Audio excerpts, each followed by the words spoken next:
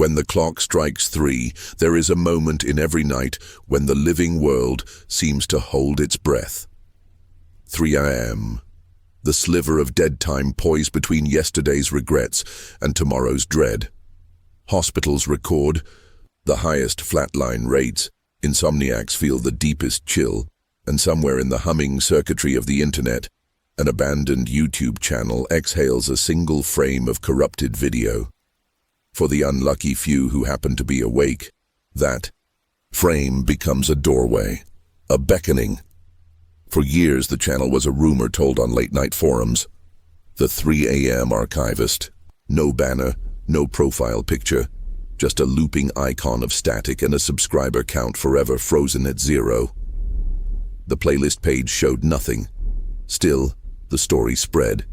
Every night at exactly 3 a.m., local time, no matter where you lived, a video appeared, never listed, never searchable, waiting only for the sleepless to stumble across it. If you watched it, they whispered, the archivist watched you back. Most chalked it up to creepypasta. Until last Tuesday, when the channel flickered into existence on a teenage streamer's Just Chatting feed. Nearly 70,000 live viewers saw the screen go black, heard a reel-to-reel click, then a child's voice counting backwards. 10, 9, 8. Before the streamer's face went slack and he whispered, "He's editing me." His channel has been silent ever since. The clip went viral, and now curiosity gnaws at you like hunger. You tell yourself you will only look once, just to prove it's nothing. But the archivist has been waiting for exactly you. Chapter 1. The Resurfacing. Ella Marquez hadn't slept in 41 hours. She kept the curtains drawn against dawn, the monitors dimmed to grayscale to spare her eyes, and the room strewn with empty energy drink cans that reflected ghost white faces whenever her webcam blinked alive. As a freelance digital forensics grad student, Ella lived for anomalies, and the 3 AM Archivist was the anomaly to end all capstones. She had tracked the legend for months, scraping defunct URLs, siphoning off IRC chat scraps, and analyzing packet trails that terminated in dead drop null nodes. Every lead dissolved into noise. At 2:59 a.m. the noise crystallized. Her packet sniffer barked a single alert. Incoming RTMP, source unknown, payload 666.6 MB. A perfect cliché, she thought, but her fingers still trembled as she routed the stream to an isolated VM. The window bloomed with monochrome snow, then resolved into a corridor of flickering VHS tape, camera panning down rows of metal filing cabinets that stretched into blackness. An index card slid out of the nearest drawer on its own and rotated toward the lens. Ella Marquez. Subscribe? In the reflection of the card's plastic sleeve, she saw herself, live, sitting at her desk. Behind her, in the darkness of her apartment, another figure towered, face a blot of distortion. She dove for the power switch. The monitors went dark, but the reflection stayed, lurking in the glass of the blackened screen until 3:01, when it, too, dissolved into pixel dust. In the silence that followed, Ella discovered 2 missing minutes on every device clock in her apartment. That was how the channel said hello. By noon, the 3 AM Archivist trended across 3 continents. TikTok compilations mashed together jittery. Phone captures of identical VHS corridors, each video tailored. Name cards flashing personal data no hacker should possess. Childhood nicknames, discarded email handles, secrets never typed. Victims reported bouts of sleepwalking, fugue state journaling in someone else's handwriting, and a compulsive urge to subscribe despite the button remaining grayed out and inert. YouTube issued no statement. Cybercrime task forces shrugged. Conspiracy channels theorized government psyops, ARG marketing stunts, or a sentient algorithm testing new engagement algorithms. But the archivist kept uploading, always unlisted, always deleting each file at sunrise. Preservation became a race against dawn. Ella posted a plea on our data diver. "I need packet captures from different time zones tonight. Help me triangulate." One user replied within seconds, Archivist Assistant 3, account created moments earlier, sharing a zipped directory titled, "For Your Thesis." The hash signatures matched no known cipher. When Ella unpacked the archive, she found a single text file. The table of contents.txt, followed by 12 nested folders. Chapter 1 through Chapter 12. Only Chapter 1 contained data, an audio file, named heartbeats.wav, and a single line of ASCII art. Her hands shook not from fear, but anticipation. She wrote the moment up for her thesis log, unaware that Word kept auto-correcting archivist to archivist, inverting the I and this is an error that would later prove fatal. Across town, Marcus Liu, mid-level ad agency drone chronic insomniac, stumbled onto a re-upload of the streamer's blackout clip during his 3 AM doom scroll. The comments section warned, "Don't watch past 1:06," but Marcus clicked anyway. At precisely 1:06, the progress bar froze, the video stuttered, and a grayscale thumbnail of Marcus's LinkedIn profile flickered on screen, eyes gouged by JPEG artifacts. Beneath it, a new UI element appeared. Subscribe to be indexed. He hovered, pulse racing. The subscribe button pulsed back, syncing to his heartbeat. He clicked. The apartment lights dimmed. A low reel-to-reel hiss rolled through his speakers. Then a voice, not synthetic, not quite human, whispered behind him. Entry 1 catalogued. Marcus's browser refreshed. The button now read, "Subscribed, processing," and would not unclick. He laughed it off as a brilliant scare marketing gag, posted a reaction tweet and went to bed feeling an odd serenity. At 3:33 a.m., his phone recorded him sitting upright, eyes blank, whispering strings of bass 64 nonsense into the camera. He uploaded the clip himself the next morning, with no memory of filming it. The Archivist account retweeted him. By week's end, neurologists documented a surge of patients with intrusive montage hallucinations, flash cuts of their own memories rearranged out of order, as if someone was editing their life's timeline in real time. Dream journals worldwide echoed the same refrain, "I dreamed of drawers."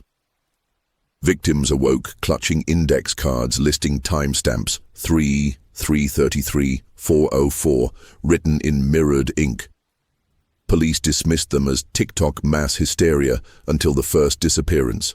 A software engineer found inside his locked server room, skin imprinted with faint barcode lines like film strip perforations. His last Slack message, "Render complete."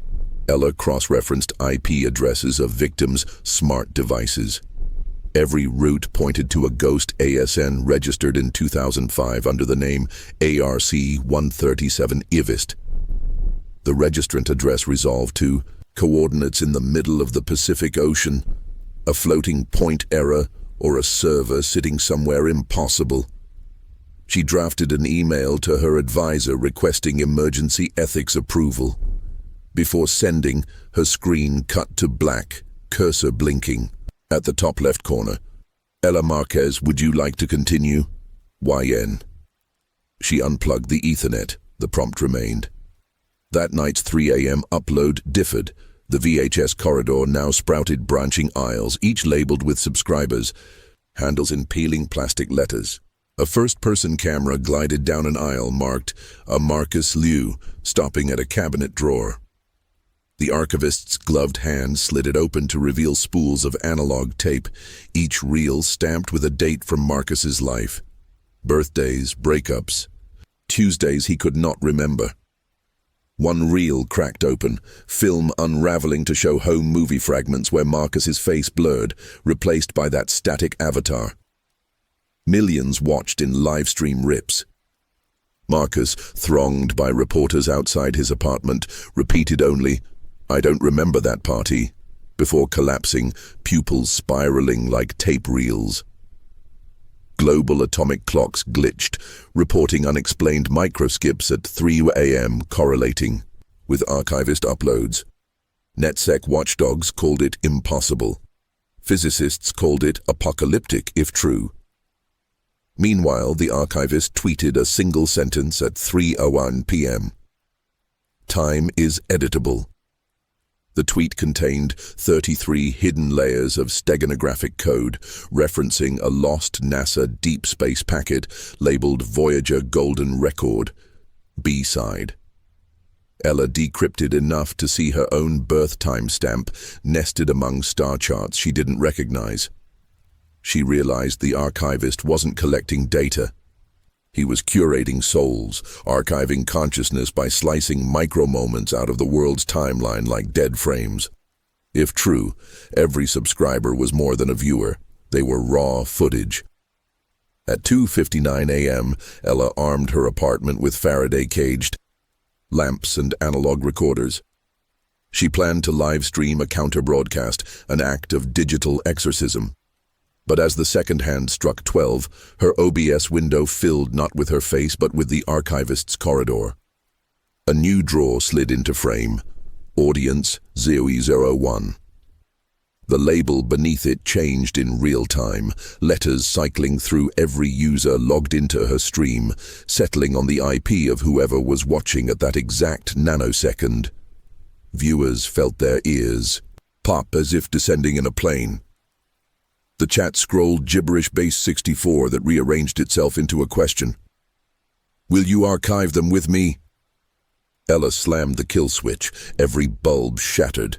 And in the dark, the corridor's hum leaked into the real room, growing louder, drawers sliding open in the walls that were not there a moment before.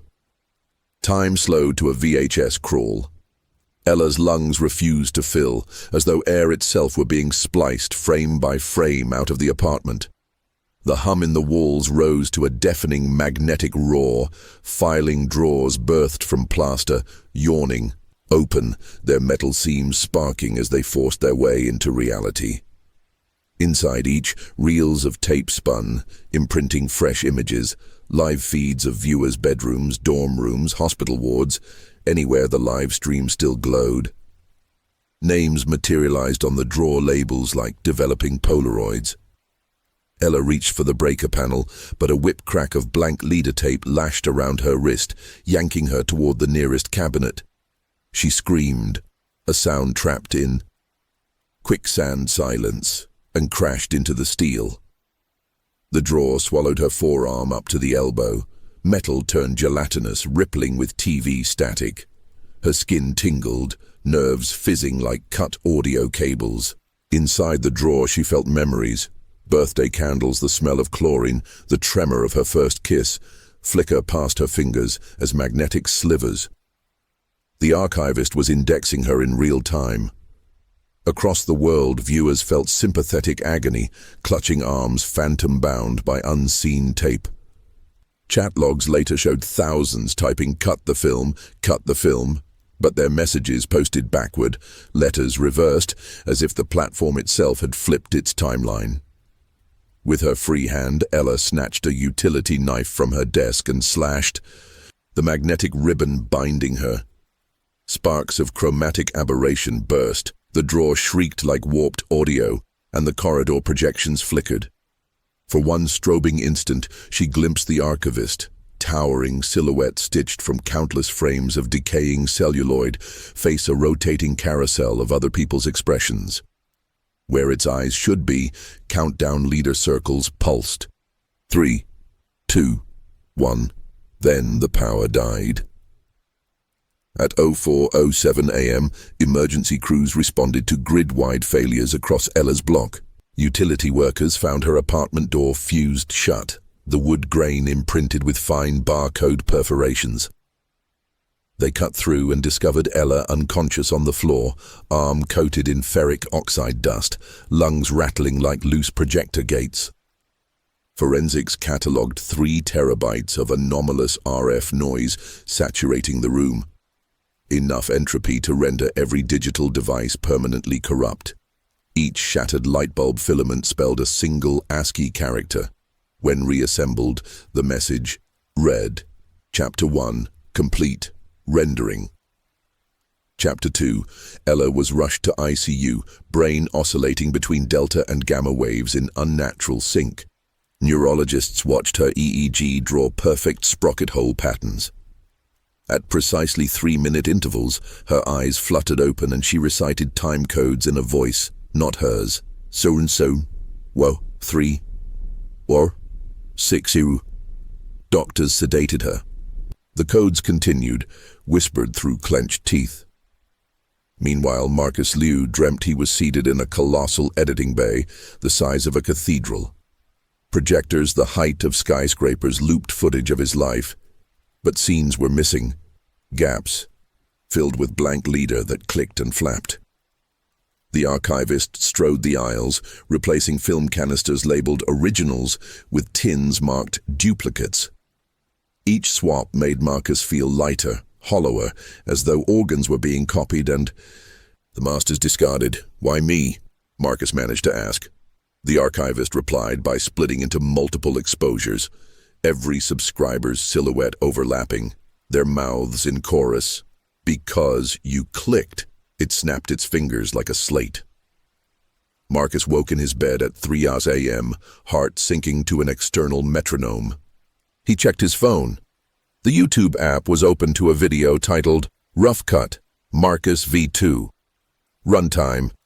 He smashed the screen, shards rearranged on the duvet spelling play. TikTok therapist coined a term, edit splice, dissociative fugue, ESDF. Hashtags exploded with sufferers showing stitched cuts on skin shaped like sprocket holes, complaining of jump cuts in daily life, leaving work only to blink and find themselves at home, hours of footage missing. Yet analytics analysts noticed something worse. Subscribers shared identical micro-artifacts in their DNA samples, microscopic metal oxide dust embedded in cell nuclei, forming spirals exactly 13 coils long, mirroring magnetic tape. Religious? Fringe groups called it demonic digitization. Silicon Valley gurus hailed it as post-human ascension. Governments formed task forces, cables leaked showing midnight briefings calling the archivist an information phase parasitic intelligence.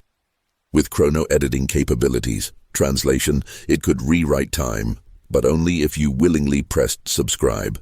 Cyber Command proposed a global 3 a.m. internet blackout, Project Eclipse. Every backbone provider would sever connections for 60 seconds, starving the archivist of bandwidth. Skeptics argued it existed outside normal routing tables. Still, a coalition prepared to pull the plug. Ella, semi-lucid, overheard doctors discussing the plan and scribbled a warning on her bedsheet. He stored offline copies. Cameras in her room captured the writing, but live observers saw only blank linen. The text existed between frames, visible only when scrubbed frame by frame. When a nurse replayed the recording, her eyes rolled back. She subscribed mid-seizure. On April 31st, the night that technically does not exist, Project Eclipse commenced. At 02:59:57 UTC, servers blipped out. Humanity held breath. For 3 seconds, the planet felt quiet, as if static had always been the background hum of reality, and now someone muted it. At 03:00, every powered-off screen in the world flashed on, displaying a single frame. An index card reading, Backups, Complete. Those asleep felt hands riffling through their memories. Those awake heard reels spinning inside their skulls. The blackout had simply shifted the archivist to a different medium, biological magnetic domains in the human brain. Power returned. People screamed to find loved ones standing catatonic, eyes rolling like film through a projector gate. The high archivist posted a tweet composed of 120,000 base 64 characters. When decoded, it yielded a perfect transcript of everything Ella had experienced, plus events not yet happened. The final line, cut to Chapter 2, Fade in, Chapter 2. Signal to Nightmare. 3 days after Project Eclipse failed, sunrise felt wrong. Its light stuttering across rooftops like a buffering video. Surveillance satellites recorded the phenomenon. Frames of dawn repeating, skipping ahead, then playing in reverse before the timeline settled. Meteorologists blamed sensor errors. Anyone who'd ever edited a movie recognized the telltale drag of a playhead being scrub-jogged by an impatient hand. In hospitals worldwide, coma patients, including Ella, lurched upright in unison at 06:06 a.m. local time. There, eyes projected flickering footage onto the whites like screens viewed through shut lids. They spoke one word, perfectly synced across languages: render. Then they collapsed, heartbeats resuming but brainwaves humming at 60 hertz, the refresh rate of most consumer monitors. Marcus, still free though fraying, discovered that every smart device in his loft now defaulted to a hidden SSID, ArchNet03. His Nest thermostat ticked between Celsius and Fahrenheit 33 times a minute. The smart mirror in his bathroom displayed not his reflection, but grainy shots of strangers' bedrooms. Frantic, he unplugged routers, smashed Alexa speakers, severed power at the breaker, yet the devices stayed lit, drawing juice from an unseen grid. At 3 a.m. sharp, the loft's projector whirred on by itself. A live feed appeared. Ella's ICU room, camera angle impossible, directly above her bed, looking down like a boom rig. On screen, an overlay UI popped. Subscribe to assist the edit. 2 buttons, accept, rendered in glitch green, and delay, grayed out. The projector remote would not power off, the cord led nowhere. Marcus hurled a chair, cracking the lens, shards rearranged into the Archivist's static avatar. Ella's eyelids fluttered open inside the projection. Her voice sounded through his ceiling speakers, layered with tape hiss harmony. Help me escape the final cut. Cyber Command's analysts, now calling themselves the Splice Unit, traced abnormal packet choruses traversing abandoned IPv4 ranges. The data shaped itself into low-res images of the VHS corridor. One intern proposed a terrifying thesis. The corridor is the network, an emergent topology inside global routing tables, manifesting visually for human comprehension. Each filing cabinet corresponded to an end node. Each drawer, a subscriber's data soul. This meant the archivist couldn't simply be firewalled. You'd have to restructure the internet's physical topology, ripping out cables like infected film reels. An impossible surgery. Yet a rumor persisted of an offline gate. If you could enter the corridor through an entirely analog signal chain, reel tape, tube monitors, no IC chips, you might reach its vanishing point and sever the master spool. Marcus contacted the only person crazy enough to try, Lola Tape Deck Nguyen, a pirate radio engineer who lived in a bunker of Betamax decks and CRT walls. Lola had already felt the archivist's creep. Overnight, her ham radio friends had begun broadcasting dead relatives' voices in perfect fidelity. She agreed on one condition. They rescue all reels, not just Ella's, because the archivist was overwriting originals nightly, and soon there would be nothing left to recover. Together they assembled an analog spear, a daisy chain of beta recorders feeding a vacuum tube oscilloscope wired to a typewriter keyboard. The contraption would translate typed coordinates into oscillograph pulses, analog keyframes, that might anchor them inside the corridor without digital corruption. They needed an entry vector, a reel of magnetic tape already claimed by the archivist. Marcus produced the crushed shards of his smashed phone. Within the circuitry, Lola extracted the nanotape memory and spooled it onto an open reel hub. On it she read a single leader frame. Marcus's face, inverted grayscale, mouth mid-scream. Below, a smeared time code. Weru 3 Moon. 3 hours until the next upload, Lola said. That's our window. At 11:57 p.m., the bunker lights dimmed, though its generator roared steady. Analog clocks gained 3 seconds, then lost 5. Lola fed Marcus's tape into Deck 1 and armed Record on Deck 2, hoping to punch a recursive loop that would fool the archivist into thinking the soul reel was already in queue. She typed coordinates Lola had gleaned from the gigapan of Ella's ICU feed. Aisle 4, drawer 19. The oscilloscope lines danced, forming a crude ASCII arrow pointing right. Then the green phosphor burned brighter than any tube should allow, etching phosphine afterimages on their retinas. The bunker walls groaned, wood grain morphing into metal filing cabinets, sliding forward through splinters and concrete dust. Each drawer mouth yawned, smelling of vinegar decay and ozone. An index card slid out. Lola Nguyen. Subscribe. Another. Marcus Liu, already in rough cut. Continue. Marcus's heartbeat pounded in perfect sync with the clicking Betamax sprockets. Lola hit the affirm key before he could shout, spiking an analog pulse straight into the arrow's heart. The world snapped to black-white scan lines. Marcus felt his body become jittery stop motion, jerky between frames as gravity rewrote itself. They had entered the corridor, physically, virtually.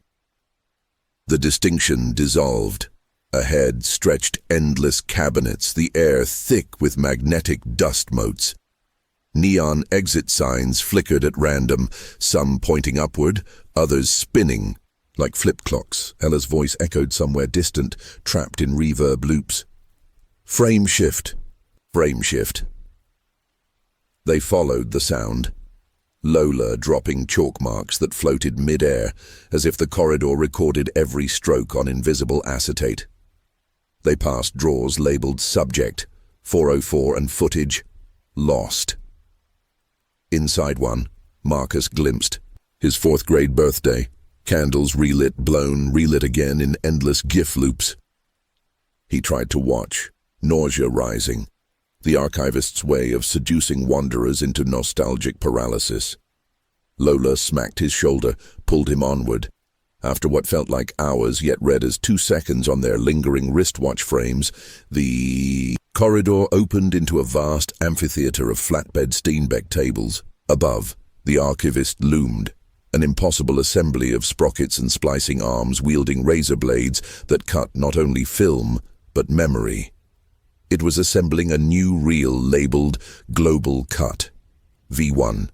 Projected on a cycloramic screen was the Earth itself, revolve fast-forwarded while swaths of population blipped out like cigarette burns in old nitrate film.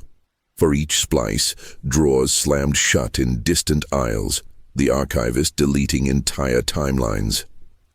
Lola keyed coordinates rapidly into her portable oscilloscope pad, trying to inject noise onto the master reel. The archivist flicked its lenses toward her, thousands of visual apertures irising open, countdown circles spinning, the numbers all 3s. Tape, hiss, crescendo. Marcus and Lola ducked behind a pyramid of film canisters as the archivist's lenses swept the bay. Searchlight, cone scanning for analog anomalies. Sparks of spliced memory flickered overhead. Birth cries, wedding vows, nuclear detonations, each a frame stripped from reality and pasted into the archivist's director's cut. Lola whispered, "We need to find Ella's drawer before he locks tonight's edit." She yanked a grease pencil from her belt, scrawled Scrub FWD-10 across a piece of leader tape, and looped it into a passing reel. The spool lurched, fast-forwarding the projection screen 10 minutes.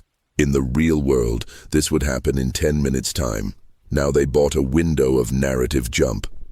The cyclorama flashed scenes not yet lived, cities empty, oceans reversed, people dissolving into tracking noise as though God himself hit. Delete. Each splice thundered drawers shut deeper in the corridors. They sprinted down an aisle labeled Protagonists, Active. Drawer tags scrolled by, Marcus, Lola, then Ella in queue, glowing a sickly green. Marcus gripped the handle, a warning stenciled above in flicker font. Opening will override. Current cut. He pulled.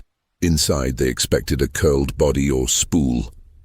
Instead, hung a heart, Ella's, suspended on 35mm perforations, pumping celluloid blood down veins of oxide tape into a Steenbeck plate. Every beat projected a frame, onto drawer walls. Ella on a hospital gurney, Ella age 6 at a carnival, Ella decades from now, old, terrified, whispering, "Not my end." The archivist was editing her future in real time, deciding which scenes would ever occur. Lola's analog spear still ran. Her oscilloscope screen, tethered by coax through the corridor doorway, flickered with coordinates. She typed, "Pause render." The heartbeat stuttered. Frames froze. Ella's future image looked directly at Marcus through the projection and mouthed, "Splice me free." Marcus stabbed a Betamax splice knife into the heart's suspension sprocket. The entire drawer shrieked, corridor lights strobing red countdown. 0300 upload imminent, render must complete. Magnetic blood sprayed, hissing like film burnt in a gate. The archivist turned, planet-sized, floating above aisles, reels orbiting like moons. Its many mouths chorused, "Unauthorized edit, rolling back." Reality outside the corridor lurched. Witness webcams later captured their cities rewinding 3 seconds, then replaying. Birds flew backwards, raindrops unsplashed. Lola hammered. Keys on her oscilloscope. Insert blank leader. A wave of pure white leader tape cascaded across the amphitheater, smothering footage. The archivist recoiled, lenses overexposed by featureless whiteness. Yet, white leader is still film, still writable. Black glyphs hatched across it, forming claws that ripped open, revealing the archivist's avatar anew, bigger, angrier. Shelves buckled, tapes unraveled into storms. The analog doorway behind them, an outline of Lola's bunker, began to close, eaten by tracking worms. Marcus cradled Ella's heart, still tethered by arteries of tape leading deeper toward the master reel.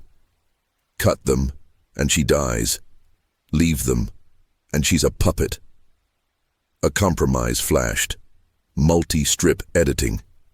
Eno threaded her arteries into deck 2, hit record in reverse. The machine ingested the film blood, copying frames backwards onto virgin tape.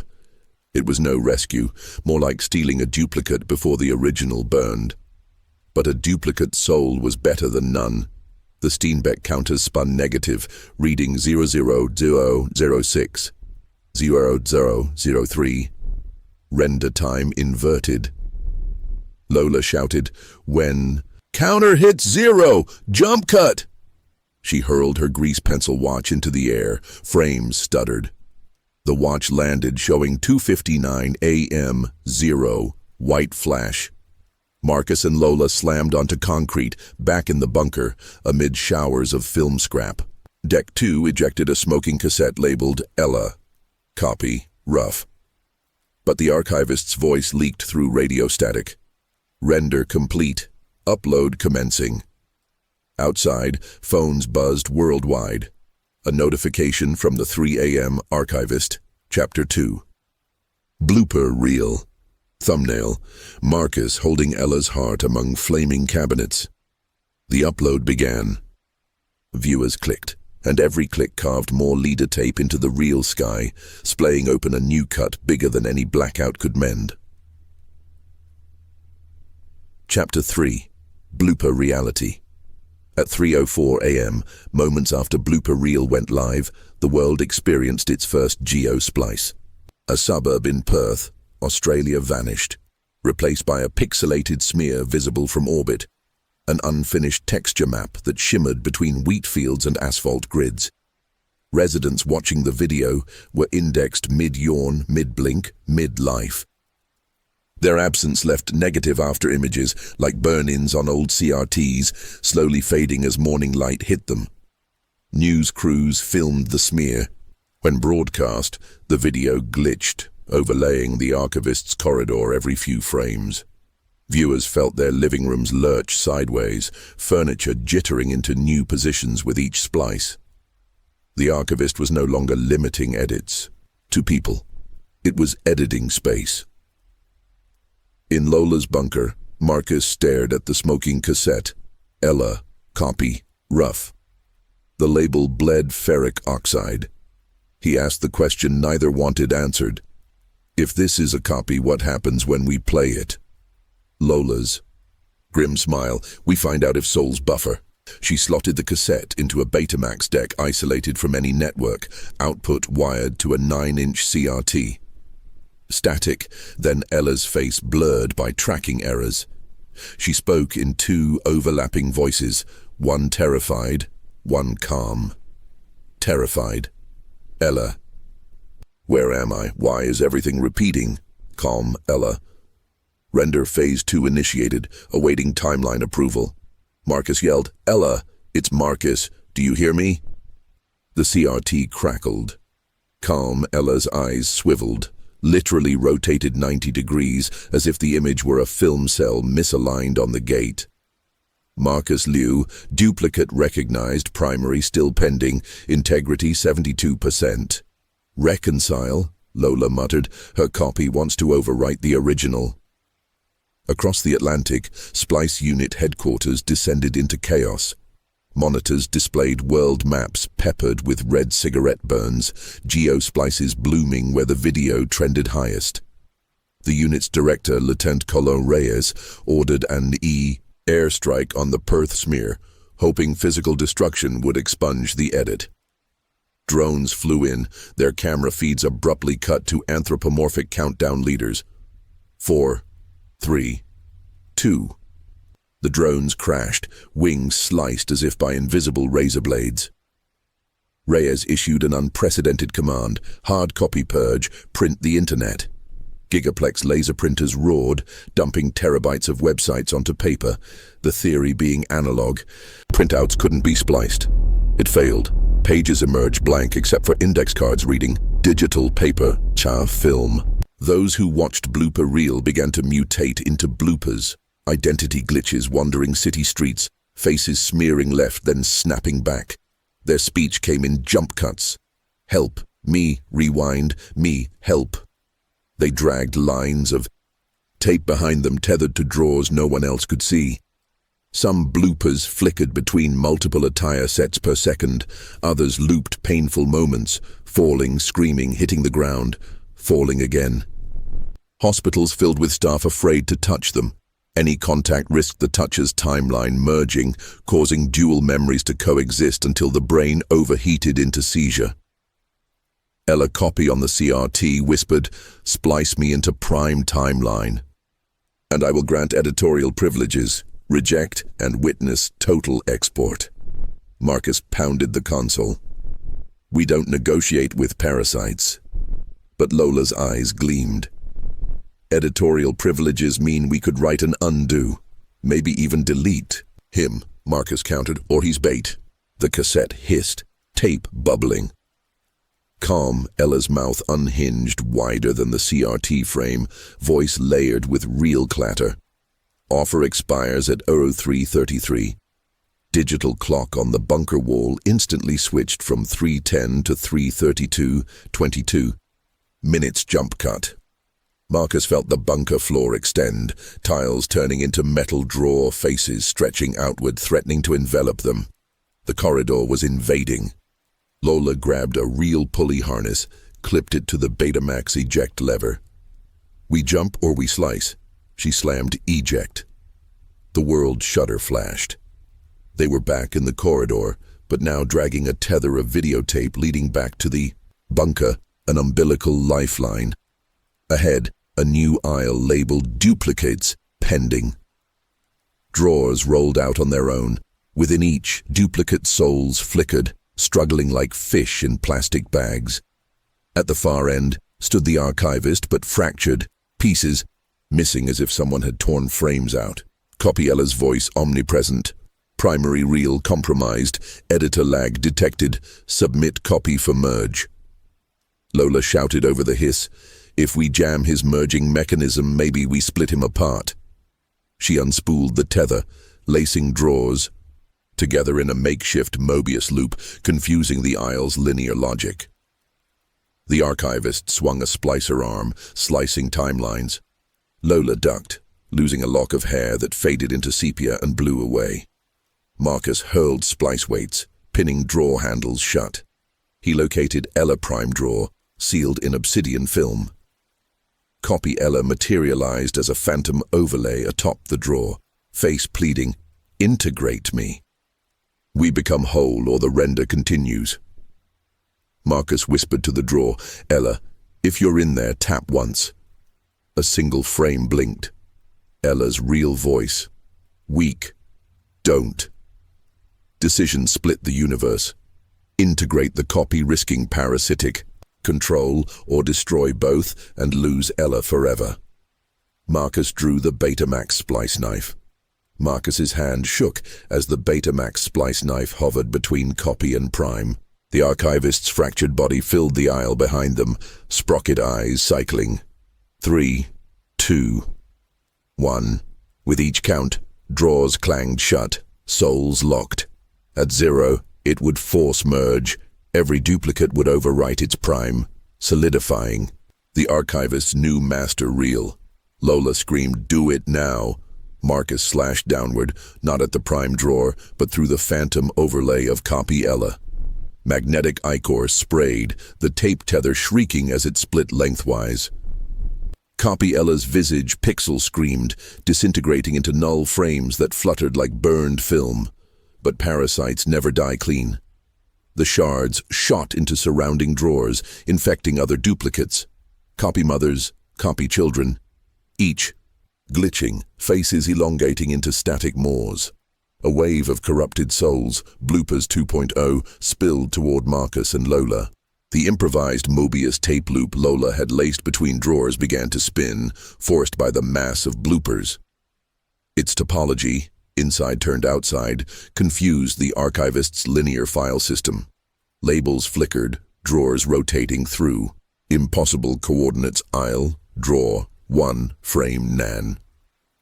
The corridor floor folded, Escher-like, gravity resetting every few steps.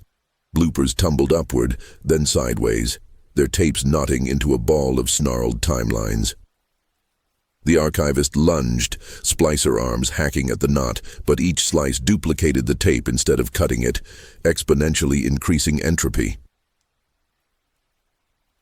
Lola shouted above the analog roar, "Entangle his address space until he segmentation faults." She hammered commands onto her oscilloscope keypad.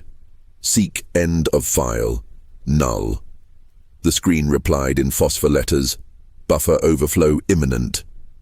At the amphitheater's center, the archivist's global cut, V1 reel, planet Earth, flickered. Blank frames appearing where Perth's suburb had been. New blank gaps blossomed. A district in Sao Paulo, an island off Japan, a skyscraper in Dubai. Every gap corresponded to a bloopers conflagration.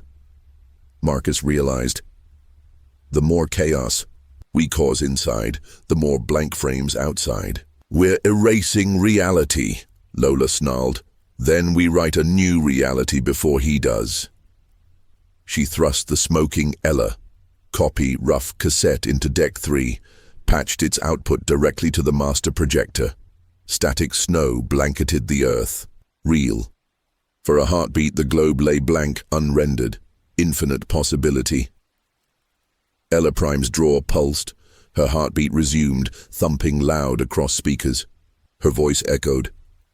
"Marcus, splice my reel into the blank frames.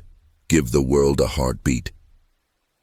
Marcus threaded a strip of Ella's arterial film, still ruby dark with magnetic blood, into the projector gate.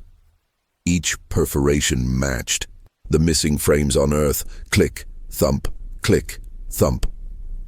The planetary image convulsed, continents pulsing like ventricular walls, oceans flushing crimson then settling into blue. Outside, seismographs recorded rhythmic tremors at 72 BPM. Survivors reported feeling their own pulses synced to the ground beneath them. For a moment, Humanity became one circulatory system. The archivist reeled back, lenses cracking. It shrieked in 1,000 playback speeds at once. Its arms lunged for the gate, but the Mobius loop sucked them into recursive feedback, chewing metal into film grain. Buffalo, New York, vanished, letters of its name scattered across the sky like end-credit scroll. Berlin jittered between 1945 ruins and 2025 skyline. The International Space Station split into 2 parallel exposures, one crew frozen, one still alive. Splice Unit HQ went dark. Reyes's last transmission: "If they can hear us, make it. Stop. Splice. Splice." Static. The last slate. The corridor's ceiling cracked open to cosmic black, sprocket stars hurtling past. In the widening void, a giant clapperboard descended, the archivist's final slate labeled "Take, Final Render." The clapper snapped, everything stuttered, frames dropping. Marcus saw Lola in one frame, missing in the next, her existence interlaced. He felt himself dissolving into intermittent frames. Only Ella's heart tape remained steady, beating. Marcus wrapped the tape around his wrist like a tourniquet, tied the other end to the analog spear. If one reel survives, let it be hers. He hurled the spear toward the void. It sailed into darkness, trailing heartbeat frames, a blackout frame swallowed corridor, earth, stars. In total darkness, a single sound played. Whir, click, 3, 2, 1. Then a child's voice whispered, Chapter 4. Chapter 4. Rough Cut Heaven. In the infinite blackout that followed Chapter 3, a single strip of film drifted across the void, Ella's heart tape, pulsing faint lumen in each sprocket hole. The void itself resembled underexposed, negative. Silver-white stars replaced by chemical grains, galaxies as flecks of emulsion. There was no up, no down, only real float. Marcus existed as fragments, occasional frames of his body blinking on the tape leader, ghosting then vanishing.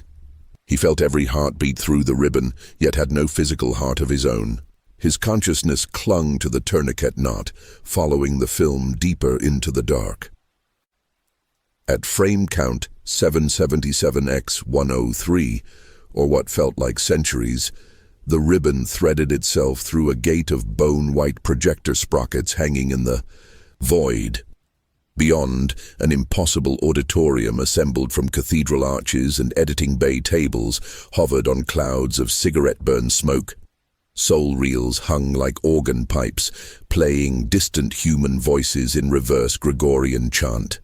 An usher appeared, faceless, stitched from blank film, holding a slate that read, "Welcome to Rough Cut Heaven, unfinished lives only." It gestured, inviting Marcus fragments onto a pew of spliced negatives. Marcus gathered his flicker frames, forming a shaky, corporeal outline. Ella's heartbeat film wound onto a massive platter at the altar.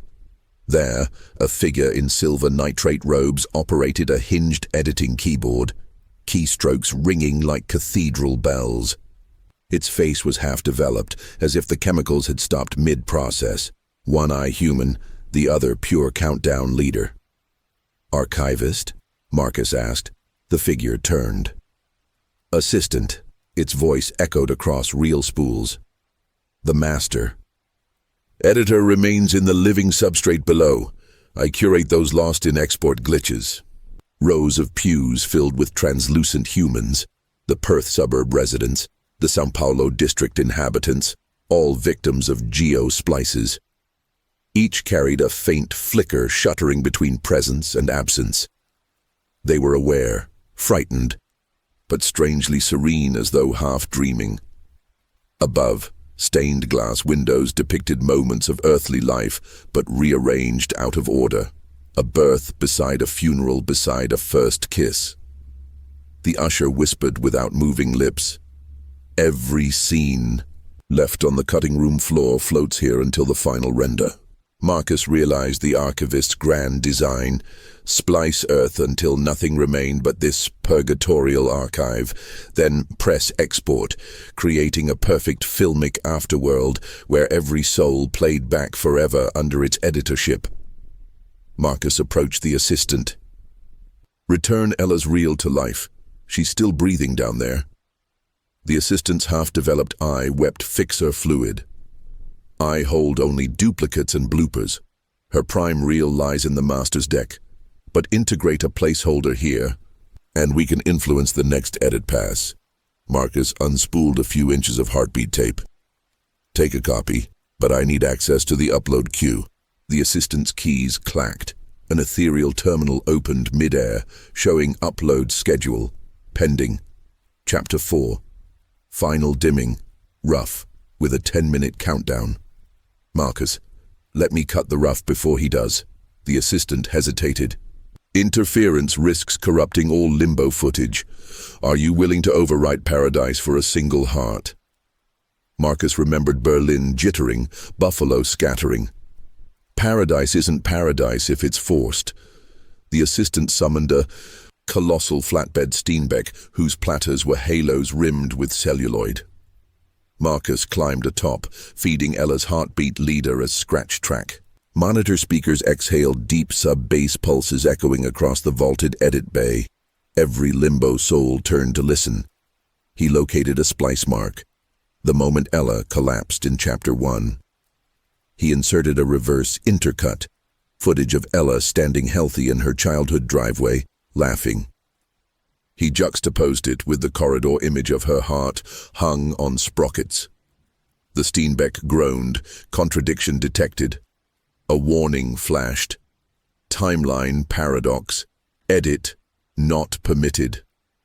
Marcus hammered the foot pedal, forcing the splice. The film welded. With a crack of thunder, the stained glass shattered, raining shards of life moments onto the pews. Below, in the living substrate, hospital monitors on Earth beeped. Ella's heart registered a surge, then flatlined, then resumed stronger. Doctors panicked. Charts printed gibberish time codes. In limbo, the auditorium shook. Reels toppled, spilling dream memories that floated up like balloons. Limbo residents saw flashes of the living world, streets they'd never walk again, projected. On the falling glass shards, the assistant cried, "You destabilize the buffer." "Stop!" Marcus slashed again. He inserted himself into Ella's dream sequence from Chapter 2, where she whispered, "Frame shift." Merge accepted. He felt his existence growing more solid, flesh frames cohering. From the vaulted ceiling, a rip opened, revealing the Archivist's corridor above reality.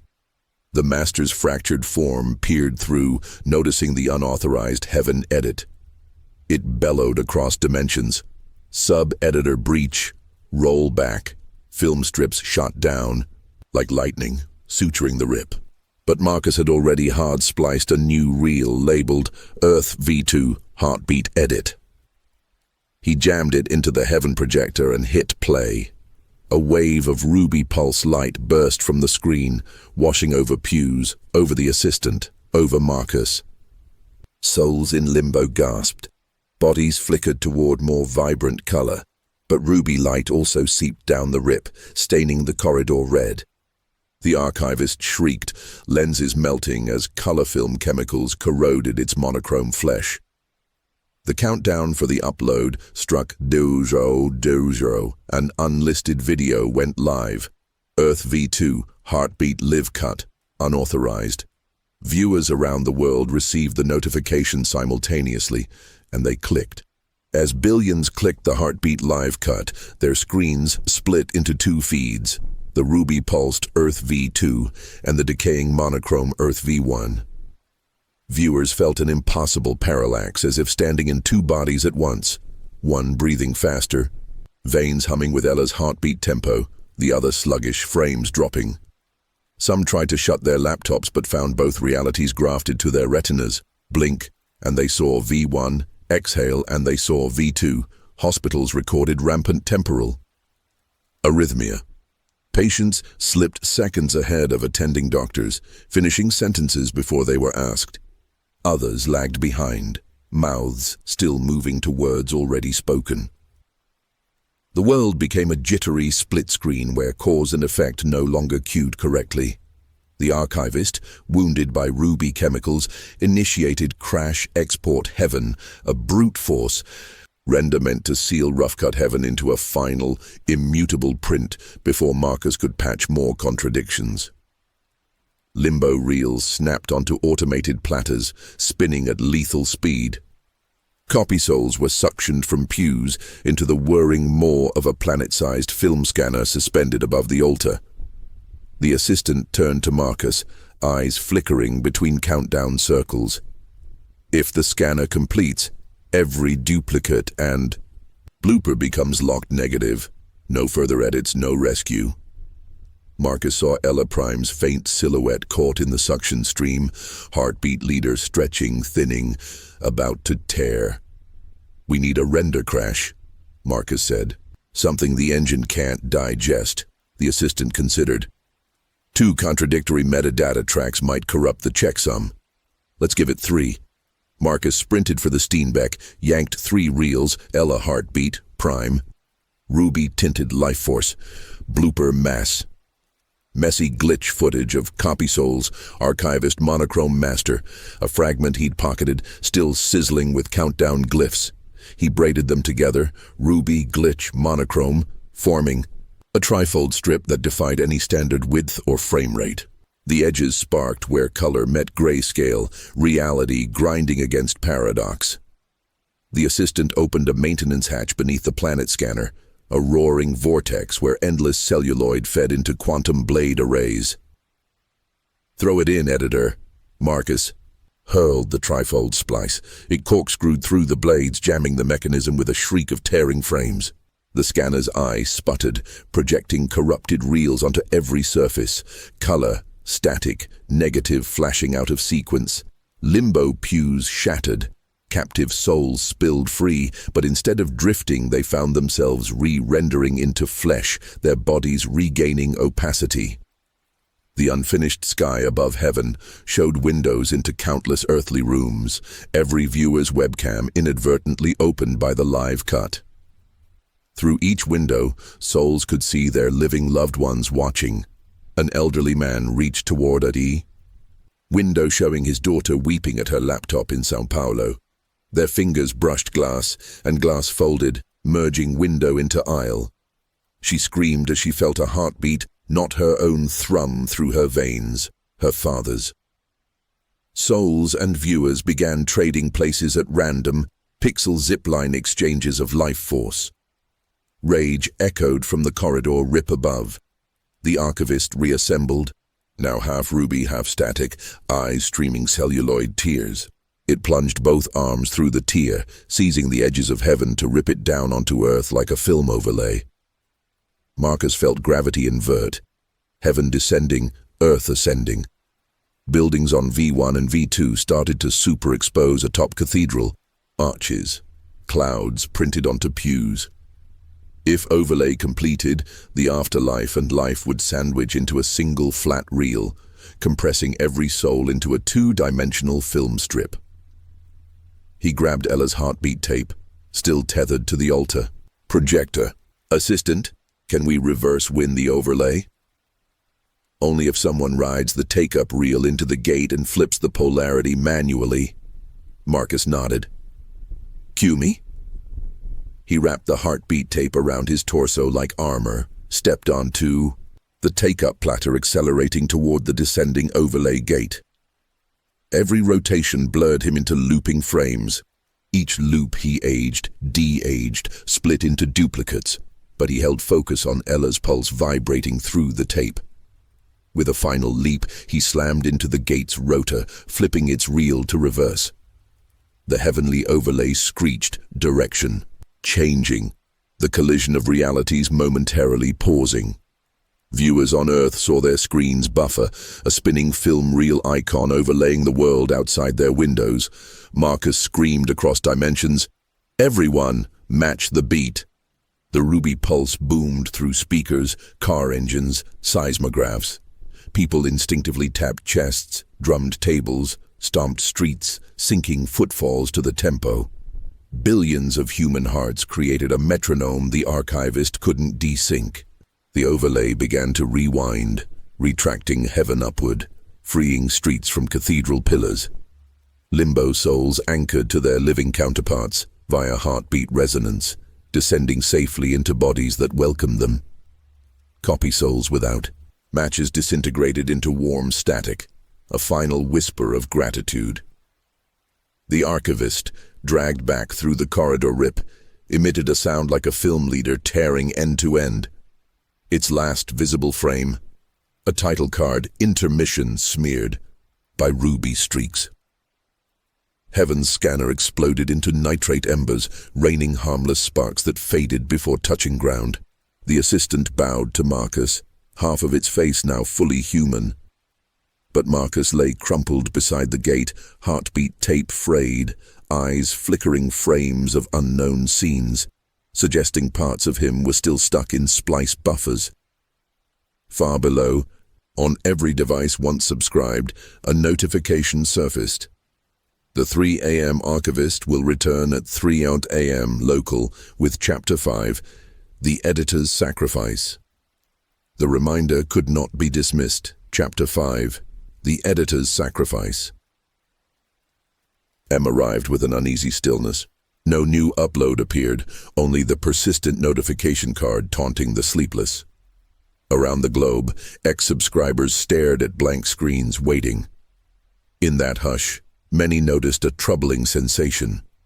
The quiet between their own heartbeats felt too long, as though time itself hesitated while deciding which frame to play next. In a New York studio apartment, Ella Marquez woke. Her eyes registered 2 exposure layers, one ruby-tinted, one monochrome, overlaying and misaligning whenever she moved. She felt heavier, as if she carried a second self, half a step out of sync. Beside her hospital bed, now inexplicably in her apartment, the assistant stood disguised in street clothes, the fixer fluid tear track drying on its now mostly human cheek. "You survived the overlay," it whispered. "But so did the splice. You are double-printed until final stabilization." Ella touched her pulse. It ticked twice. 1 beat Marcus's. Tempo, 1 her own. Somewhere, not heaven, not earth, Marcus floated. He existed as a translucent editing marker pinned between adjacent frames. Every time an earthly heart beat in sync with the ruby tempo, he advanced 1 frame toward reality. Every skipped beat pulled him back.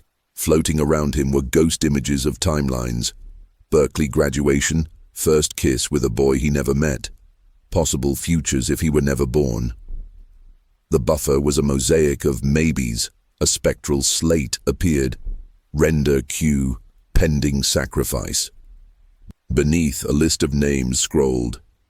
Marcus read them. Random civilians, leaders, children. At the top, Marcus Liu, high priority. The archivist planned to excise a single life as sacrifice to balance the corrupted checksum. Marcus shouted soundless to, "No one take me if it saves them."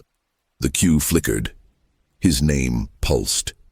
On Earth, scientists mapped lingering splice scars, faint wobbles in physical law where heaven's overlay kissed reality. In Tokyo, a pedestrian crossing replayed yesterday's foot traffic every dawn, before letting new feet tread. In Nairobi, a hospital room smelled eternally of nitrate film. In San Francisco, the Golden Gate Bridge flickered ruby at dusk, toll booths ringing in sync with Ella's augmented heartbeat. Governments formed the Continuity Commission to monitor these anomalies. Their first finding, each scar resonated at 72 BPM. Their second, resonance growing louder, as though the world itself rehearsed a new tempo. Deep in the corridor, the archivist, repatched but scarred, began assembling director's cut, final. It lacked only one element, a sacrificial negative space, a blank frame where one vital soul would be excised to stabilize the rest. In its splicer hands it weighed possibilities. Remove Ella. The heartbeat engine collapses. Reality slows into safe monochrome but lifeless. Remove Marcus. The rebel editor dies. Heartbeat continues but lacks guiding consciousness, risking unstoppable. Tempo escalating to cardiac rupture. Remove a random child. Pure emotional impact, but chaos unpredictable. It chose none yet. It waited for human hearts to reveal which soul they valued most. The assistant explained, "If we can load Marcus fully into your second exposure layer, you both survive. But something else must fill the negative he vacates. Another sacrifice." Ella's dual voices overlapped out loud, her original and a faint echo of Marcus. "We won't trade lives. We'll trade film stock." She formulated a plan. Infiltrate the corridor's negative vault, storage of all discarded footage, and swap Marcus's pending negative with a length of unexposed leader tape. A sacrifice of nothingness might satisfy the checksum. The assistant frowned. Unexposed stock has no metadata. The archivist will suspect. Then we imprint it with hope, a scene yet to be lived. Ella opened her closet. Within hung a Betacam camcorder, her father's gift long unused. She loaded fresh tape, aimed at sunrise leaking through blinds. A blank reel charged with possibility. On tape she recorded herself declaring, "We choose the future over the past." To smuggle the reel, the world's hearts must sink again, opening a micro rift. The assistant hijacked social networks, posting a rhythmic 72 BPM tone disguised as a meditation track that trended overnight.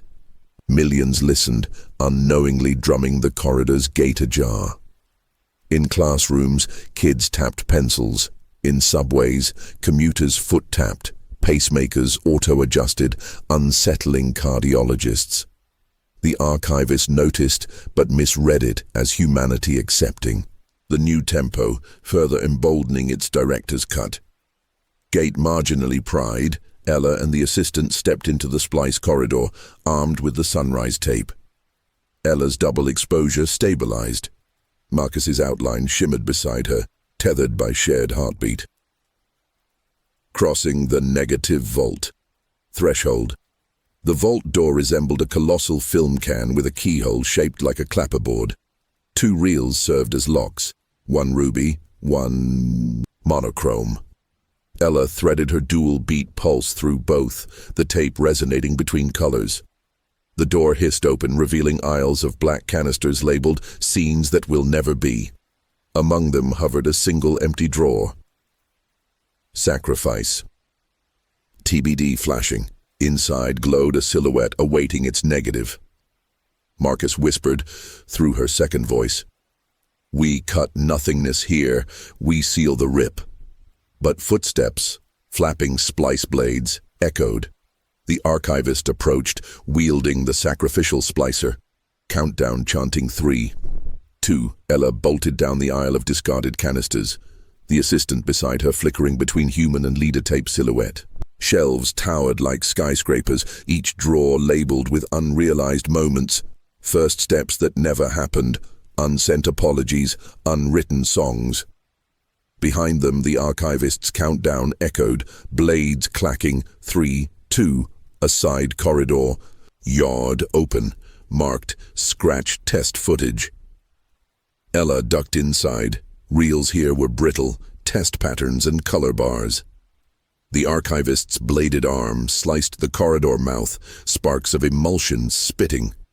One shard nicked Ella's ruby layer, causing her double-exposed body to stutter. Marcus's outline nearly tore free. "Keep your pulse steady." The assistant hissed, pressing its palm over the wound, its hand leaving a patch of monochrome where ruby bled. The archivist roared, "Sacrifice chosen." A new drawer slid from the main aisle. Marcus Liu. Insert negative, glowing, hungry. They burst into a circular vault chamber. At its center floated the splicer dais, a ritual editing table forged from reels of gold-tinted cellulose. Above hovered the sacrifice drawer. Ella steadied her breathing, threading the betacam's sunrise tape onto the dais. Marcus's voice, faint, guided her. "Splice it so first light overlays my negative placeholder." She cut the sunrise tape into a loop. The moment dawn breached her blinds, her voice declaring, "We choose the future over the past." She fed the loop into the sacrifice drawer, aligning sprockets with Marcus's silhouette. The archivist lunged too late. The drawer snapped shut on the sunrise reel. A hush swept the vault. Countdown halted at 1. Next came the checksum. Metadata glyphs crawled across vault walls, evaluating the offering. If deemed invalid, knives would descend, excising Marcus and possibly Ella. Glyphs paused, uncertain, unexposed. Lida had no metadata, but sunrise carried potential energy. A scene intended to happen again every day. The corridor lights shifted from cold cyan to hesitant amber. The archivist's eyes narrowed, lenses irising. It raised the sacrificial splicer, poised to override. "An edit of Hope is non-canonical," it hissed. "False footage." Ella stepped forward, ruby and monochrome body glowing. "Hope is pre-render. It exists the moment we hit record, even if no one has watched it yet." She pressed a palm to her chest. The twin pulses synced, beating louder, faster. All over Earth, listeners to the meditation track felt their hearts accelerate to 90 BPM, force-feeding amplitude into the corridor. Overloading the soundtrack.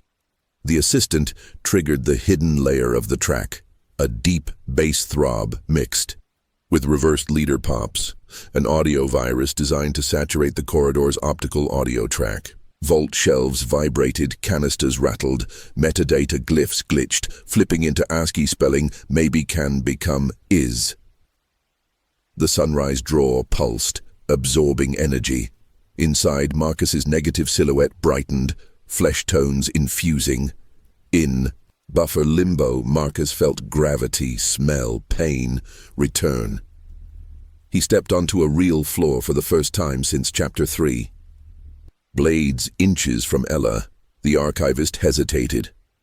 Its checksum routine recalculated. Removing Marcus now would delete the very real, stabilizing the sacrifice slot, inducing catastrophic loop.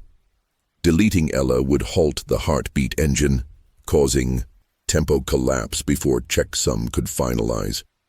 Deleting itself, unthinkable. It uttered a new countdown. 3, 2, 2. Looping, trapped between frames. Marcus, now whole but exhausted, emerged from the sacrificial drawer. He held the sunrise loop in his hands, its image projected on his skin. He addressed the archivist. "Director's cut needs an editor." 2. Sacrifice control, not life. He offered the splicer handle to the archivist. The corridor rumbled. Giving the monster its own blade was madness, but Marcus gambled on narrative rules. Once an antagonist is offered agency, it can choose redemption or destruction. Either ends the impasse. The archivist's many arms retracted to one trembling hand. It grasped the handle. Lenses flickered ruby reflections, sunrise caught in cold glass. With a deft motion it sliced, not at Ella or Marcus, but across its own countdown eyes. Film leader shredded, numbers spilled like blood. The archivist staggered, silhouette collapsing into strips of blank tape. The vault lights surged white. Glyphs confirmed, sacrifice accepted, control subtracted. The negative vault dissolved into warm daylight. Ella found herself on her apartment balcony at true sunrise, heartbeat single, steady. Marcus stood beside her, same dawn on his skin. Their hands held the splicer, now inert. In the sky, a final notification blinked, then faded. Director's cut, cancelled, next upload unknown. All over Earth, the 72 BPM tone ceased.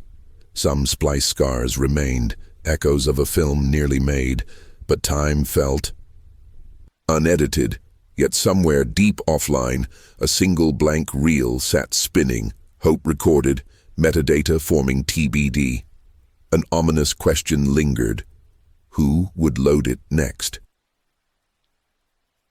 Chapter 6. Ghosts in the Timeline. The day after, unediting morning after.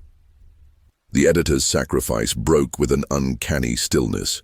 No global notifications, no midnight uploads, just sunrise creeping over a planet, unsure whether to trust the light.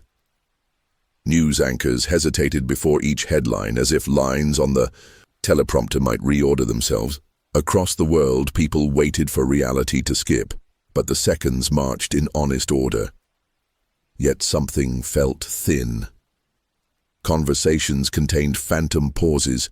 Streets held faint echoes of footsteps that belonged to yesterday's commuters. In São Paulo, a fruit vendor stacked oranges only to find an extra row appear when he blinked. Ghost produce from a timeline that never fully rendered. The Continuity Commission logged over 6,000 such after images by noon. Ella and Marcus emerged from a press conference on the Commission's Manhattan rooftop headquarters, reluctant heroes, both exhausted. Marcus carried the inert splicer, now sealed in a lead-lined case. Ella's heartbeat no longer carried the ruby double beat, but her pulse sometimes echoed faint leader pops, an auditory tinnitus of editing past. "We're stable," Marcus told reporters, "but stability isn't normalcy. We erased the Archivist's control, not the concept of editing." His words sent a chill through markets. Stocks teetered at the idea that physics might again be crowdsourced. Residual splices, RS events. The Commission classified lingering anomalies as RS events. RS1, minor echo, duplicated objects, time lag speech. RS2, spatial overlay, furniture double exposed with prior positions. RS3, temporal bounce, brief rewind fast forward of a localized area. Higher classes projected but not yet observed. Researchers discovered RS hotspots align with human clusters exhibiting elevated creative brainwave bursts. Artist districts, university labs, teenager-dense suburbs. Hypothesis: post-archivist reality remains editable wherever imagination runs hot, a leftover aperture for narrative change. The splicer calls locked inside its lead case. The sacrificial splicer vibrated at 0.3 Hz, subsonic, like a heart slowed to sleep. Marcus felt it hum through the metal, calling. He feared its empty reel mount. Any reel inserted could define new cuts. Governments wanted it buried deep, but academic coalitions begged to study it. The Commission split: secure hold or open, research. They tabled the decision pending further data. That night the case broke containment, not physically, but in dreams. Dozens worldwide reported identical nightmares. Standing in an empty theater, splicer on a pedestal, a title card floating, "Write your scene." Each dreamer awoke with a scenario in mind. Resurrect a loved one, rewind a personal failure, erase a rival. A viral subreddit r/new edit sprang up, cataloging dream scenes and debating ethics of hypothetical cuts. 4. Emergence of the Patchersy fringe tech collective called Patchwork Hands claimed responsibility for amplifying the dream signal. Their manifesto live-streamed at 3 a.m. The Archivist was bondage. Now the reels are free. Humanity deserves editorial control. They displayed a crude replica splicer built from 3D printed parts and razor blades.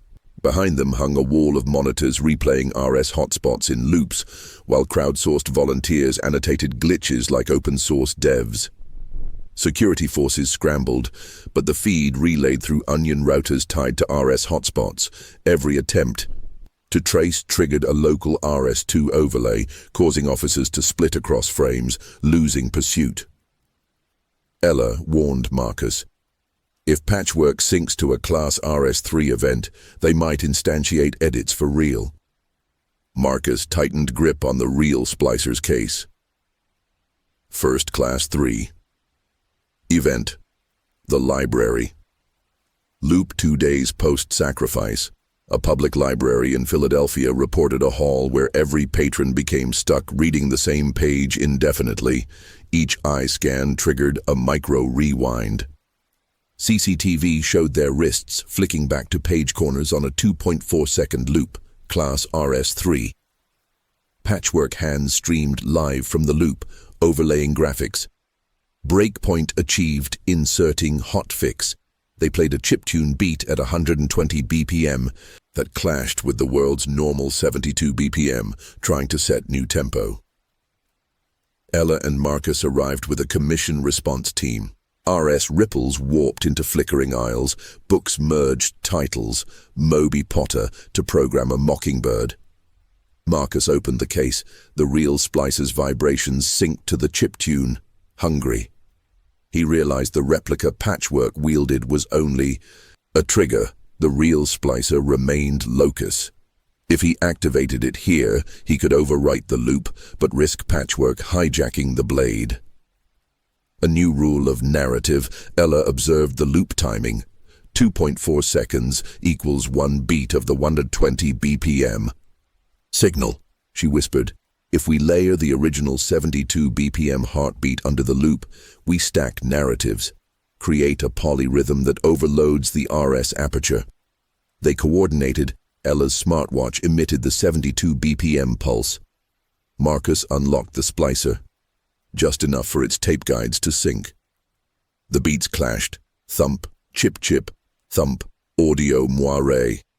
Shelves shook. Ghost pages flew like moths. Patchwork's leader, alias Quarterframe, shouted, "Hold frequency." But his replica splicer, sparks misaligned, blade jittering.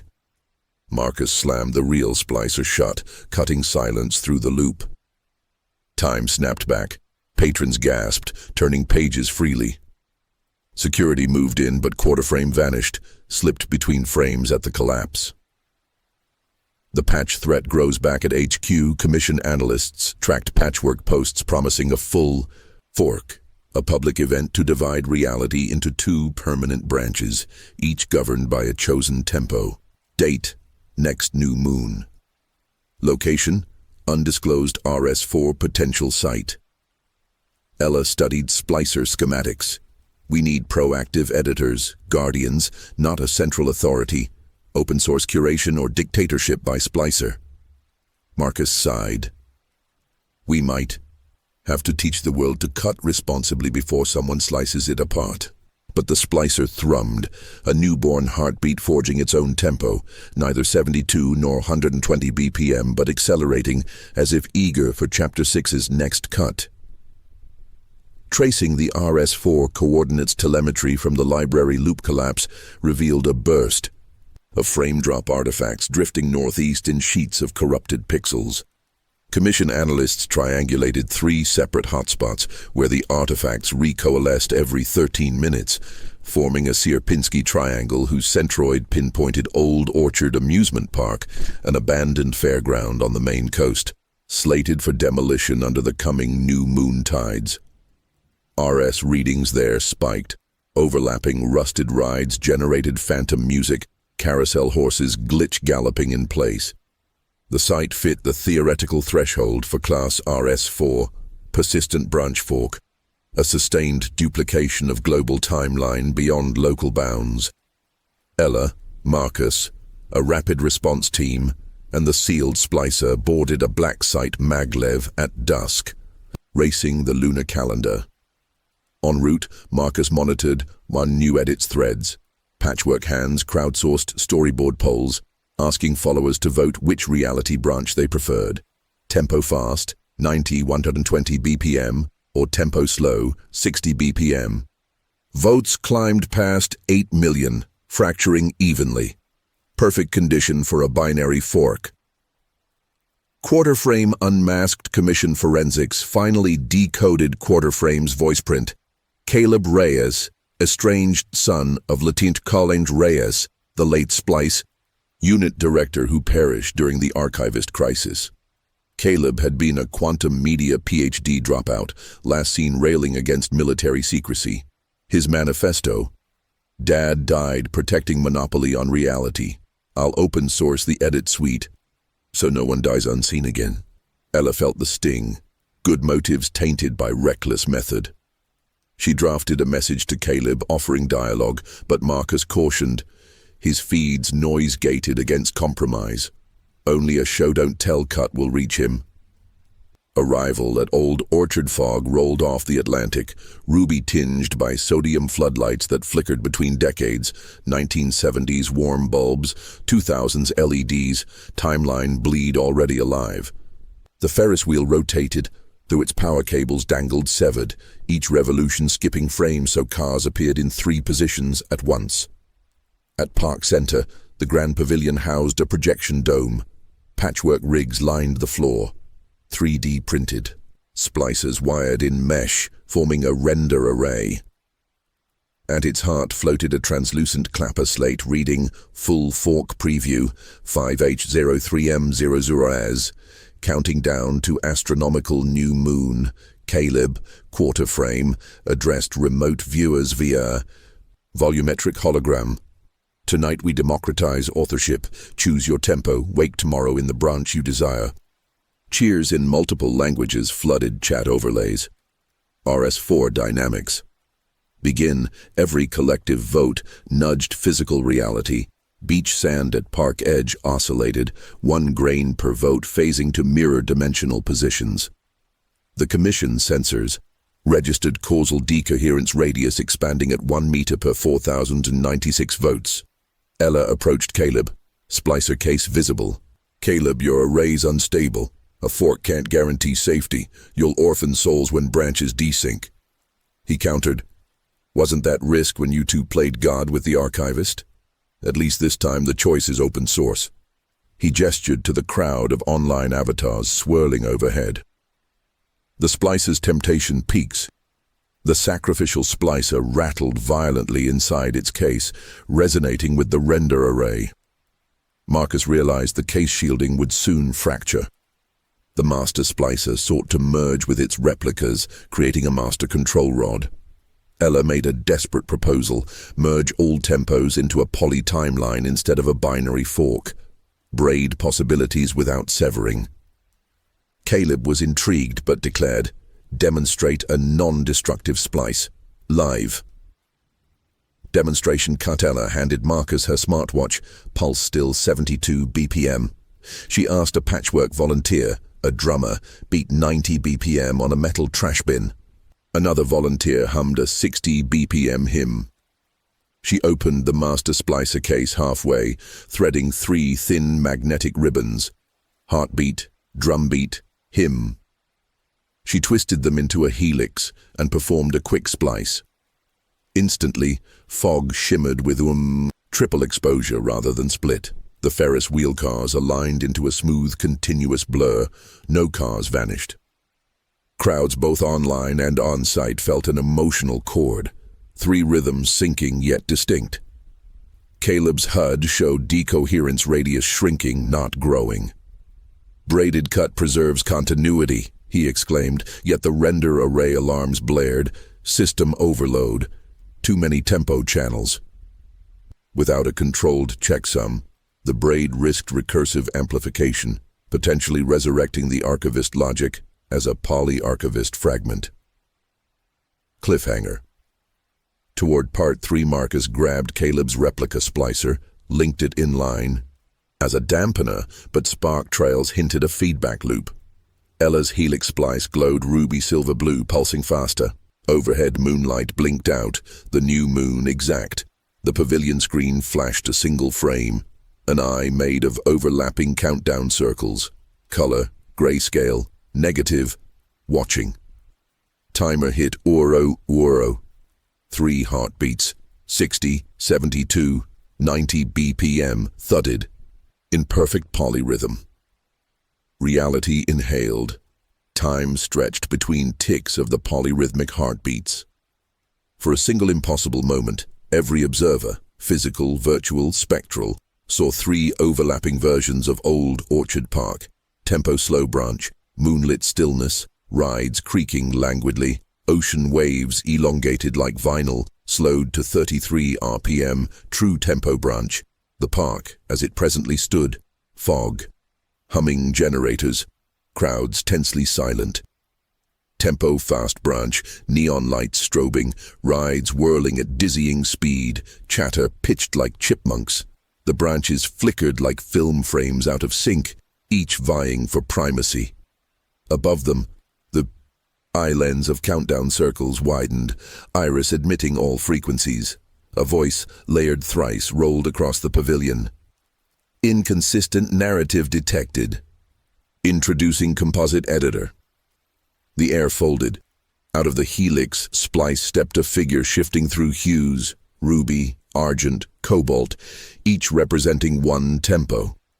It resembled a human silhouette made of perforated film, but its eyes were chromatic. Time codes scrolling at different speeds.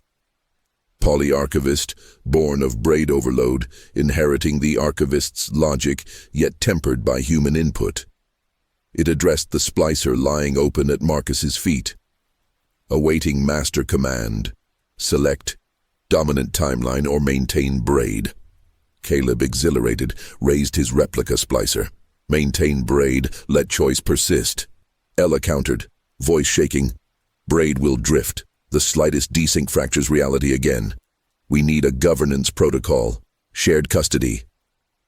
Polyarchivist processed. Icons flickering. Scissors, loop, merge. From the fog emerged translucent figures, after images from splice scars worldwide, drawn by the polyrhythm. They formed a spectral choir around the pavilion. These ghosts, remnants of misrendered lives, sang in three tempos, harmonizing into a choral roar that vibrated the render array racks. Marcus recognized faces, library loop patrons, Perth, suburb vanishings, his own buffer echo twin. The ghosts intoned, "Cut us in, not out." Polyarchivist extended real tendrils toward them, sampling their frequencies. Its eyes softened, numbers aligning.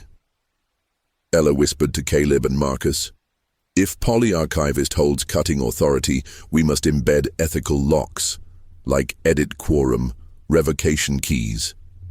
Caleb nodded, surrendering his replica blade. Together they spliced a data leader labeled Open Cut, Manifesto V1.0, principles typed hastily on magnetic ribbon. Any edit requires tripartite consent. Human editors, Polyarchivist, affected locale.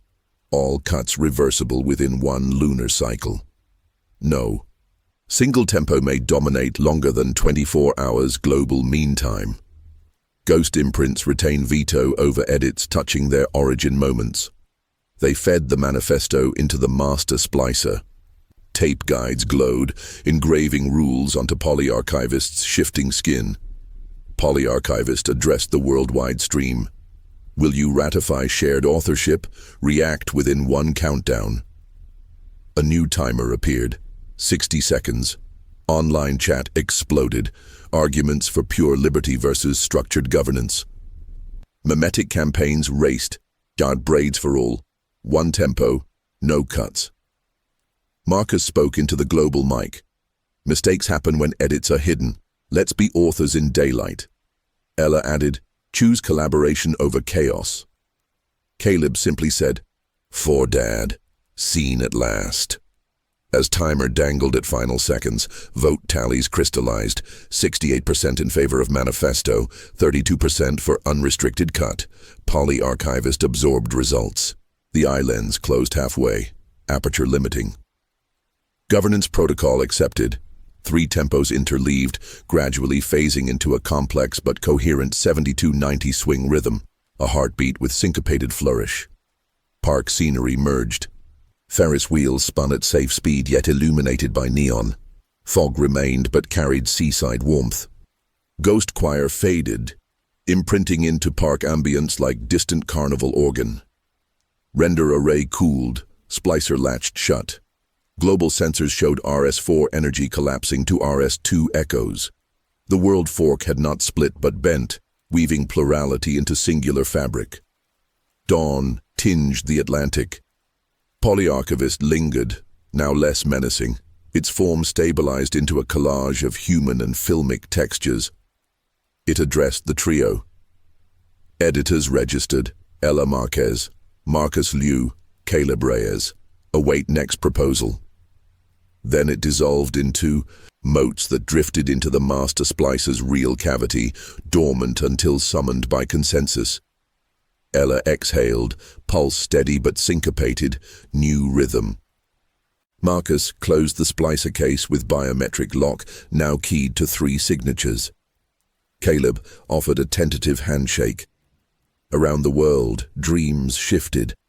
People saw blank slates titled "Cut Suggestion Draft" rather than command invites. Editing had become a conversation, not an invasion. Yet in a forgotten basement server, fragments of the original Archivist countdown flickered, quietly iterating numbers, seeking loopholes in the manifesto. Chapter 7. Edits in broad daylight in. The weeks after Old Orchard Park, the world adjusted to a staggering new utility. Patchboard, an open platform where citizens could propose reality edits under the manifesto governance. The interface resembled a code review site fused with a film editor, each pull request visualized as a clip, a proposed scene, timestamp, and impact radius. A triple sign-off workflow enforced consent from human editors, polyarchivist, and local sentients, ghost imprint quorum. Early requests were modest: soften traffic noise in downtown Bogota, restore an elm tree lost to disease in Paris, give noctilucent clouds a faint aurora sparkle over the Canadian prairies. With each accepted cut, the world blinked. A gentle ripple, no splicer shriek, simply a subtle improvement noticed by those who knew where to look. But ambition scales fast. A biotech startup proposed Edit 1342. Rewrite the genome of farmed salmon to glow under UV light. Traceable supply chain, they argued. Human editor quorum split 60-40 in favor, but local sentience vetoed. Salmon ghost imprints flickered a distress span across spiritual water memory, measured by RS-sensitive sonar. Polyarchivist flagged ethical concern. Pull rejected. The startup sued. Courts ruled ghosts have standing. Legal systems scrambled to define post-human environmental rights. Entrepreneurs exploited benign RS2 hotspots, selling tours where visitors could experience mild temporal echoes. Sip coffee that refills midway through a sip. Watch sunsets paint double exposure. Guides issued safety disclaimers. Prolonged exposure risks. After images. Some tourists intentionally sought after-image tattoos, faint flickers of themselves a second out of phase, a new high-end status symbol. Ella founded Open Cut Academy, online. Workshops training citizen editors in ethical splice literacy, frame rate harmonics, ghost diplomacy, local heartbeat calibration. Classes filled to capacity within hours. She emphasized humility. Edits are prayers with scissors. Handle with reverence. During a live session, a student asked, "Can we undo death on a small scale? Say, a pet?" Ella hesitated, deferring to manifesto clause, no resurrection without consent of the dead.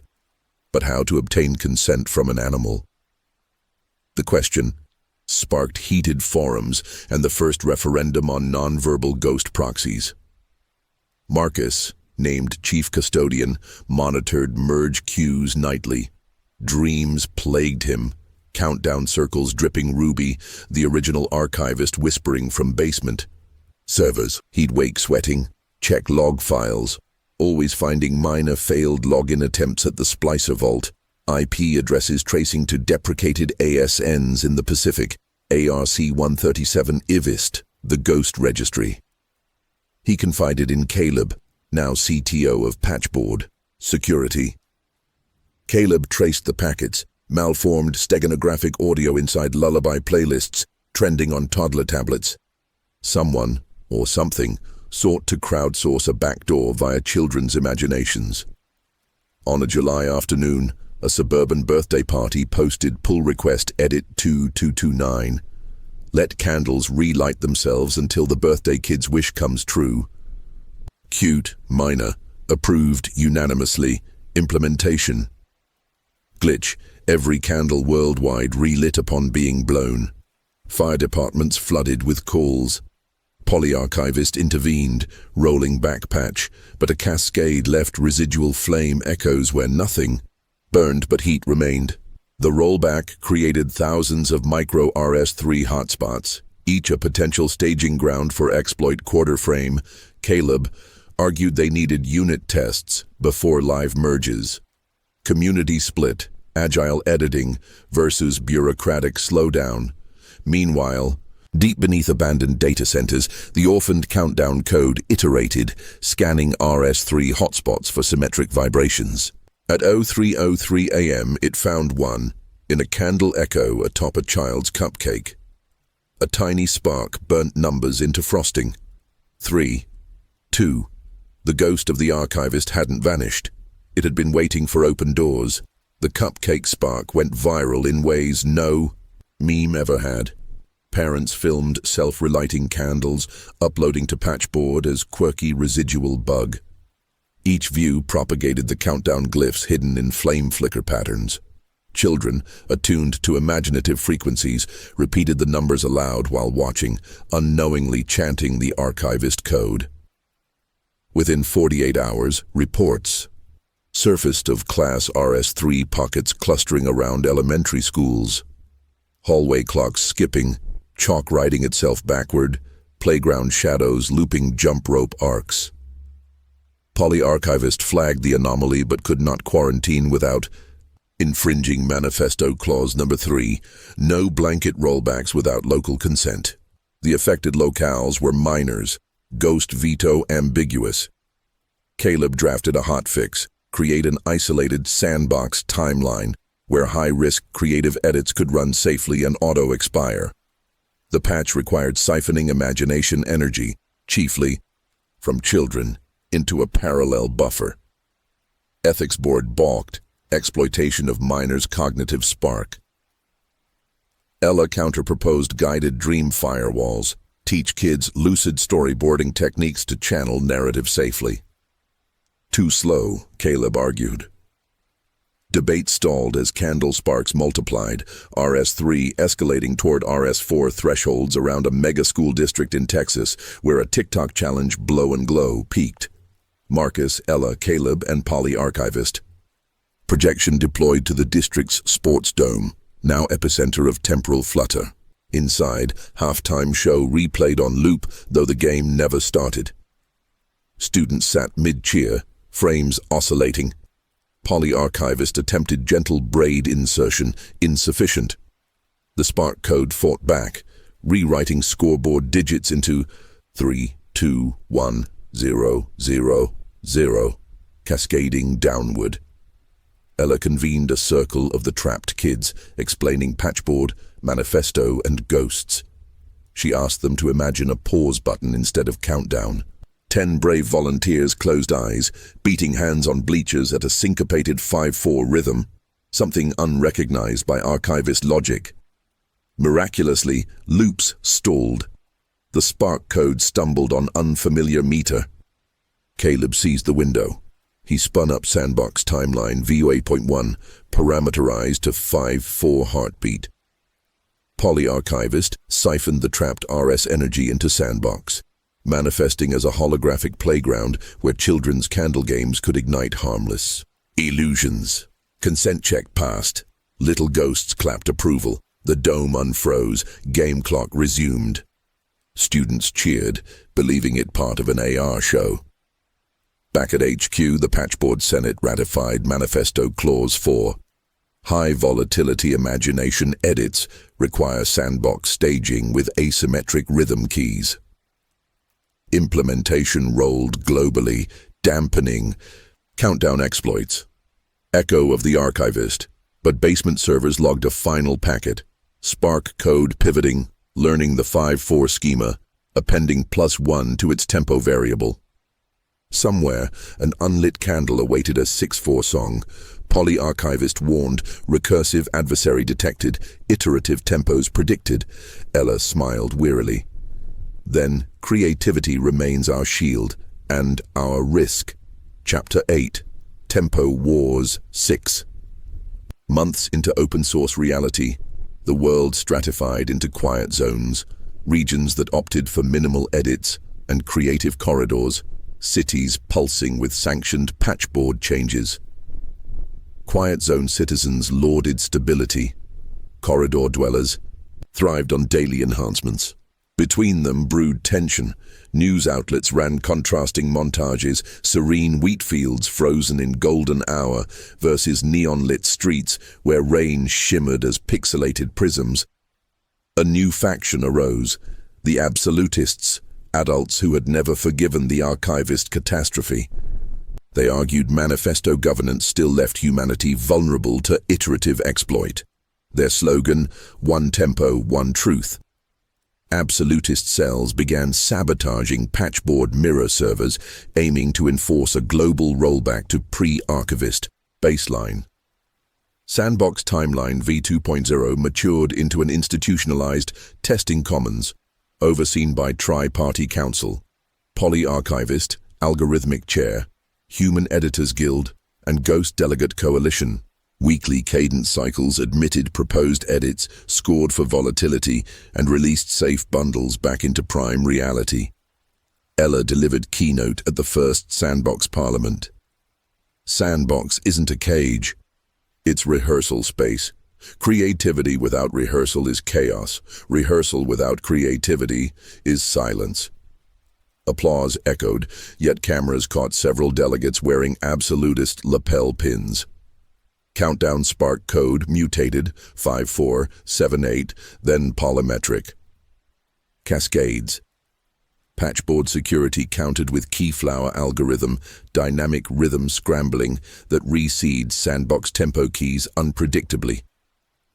Tempo war escalated in background demons, most civilians unaware, but musicians worldwide reported spontaneous polyrhythmic earworms at dawn, side effect of algorithmic hashing leaking into acoustic space. Marcus monitored logs. Spark attempts now emerged from sophisticated botnets cloaked as classical music streaming playlists. The adversary weaponized adult listening habits, not children. An underground absolutist cell executed edit 4040 at 2359 UTC, slipping through a maintenance window. Erase all sandbox artifacts from public memory. They exploited a polyarchivist, subroutine referencing outdated consent metadata. For 10 minutes, museums, libraries, and personal photo albums lost images of sandbox prototypes, glitching blank frames. The world didn't unravel, but trust wavered. Polyarchivist issued hotfix, restored data, but ghost delegates decried negligence. Ella convened emergency guild session. Either we harden governance, multi-sig rollouts, no solo midnight merges, or absolutists will rally mainstream fear. Caleb agreed, drafting lockstep protocol. Edits require 51% guild, 51% ghost, and polyarchivist checksum across 3 lunar checkpoints before deployment. Marcus worried delays would stifle innovation, pushing creatives to black market splicer, forks. Indeed, rumors spread of freelance cutters offering edits for hire using stolen replica blades. Unbeknownst to Parliament, absolutists secured a dormant RS-4 site beneath an Antarctic research station. Perfect isolation. They reverse-engineered a master clock from archivist countdown shards, aiming to broadcast a resetting 0 BPM signal, time freeze, purging all tempo keys. Their operation codenamed Winter Mute. First tremor. Penguin colonies filmed. Marching in perfect still frames, frames skipping rather than stride. Scientists alerted patchboard, but satellite comms jammed. Ella, Marcus, Caleb, and Archivist prepared an expedition. Ghost Coalition warned, Antarctic ice holds. Echo of creation's first timeline. If frozen, reels may snap. The expedition reached Antarctica under polar night, arriving at Vostok Delta Station, a decommissioned research outpost buried beneath 30 meters of wind-packed snow. RS instruments spiked to crimson the moment the team breached the ionospheric silence. A near-constant sub-hertz hum, 0 BPM, permeated the ice like a cosmic dial tone. Inside, absolutists had carved a cathedral of frozen corridors lit by static white LEDs. At the core loomed the null engine, a colossal pendulum encased in ice, its bob a sphere of lead-encased film strips.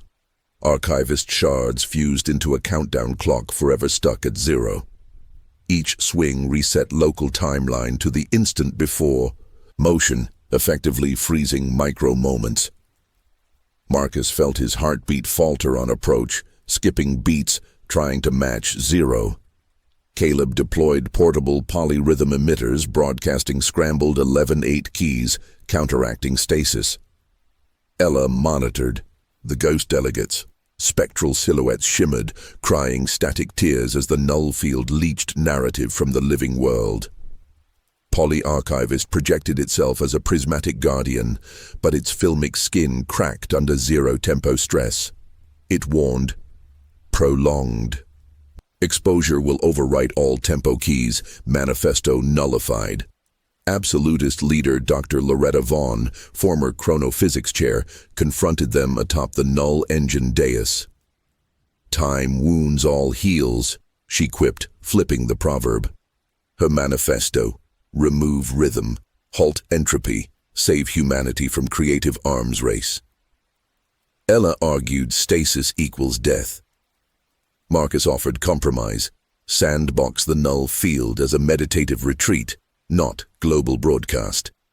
Vaughn refused, any beat spawns. Spark code.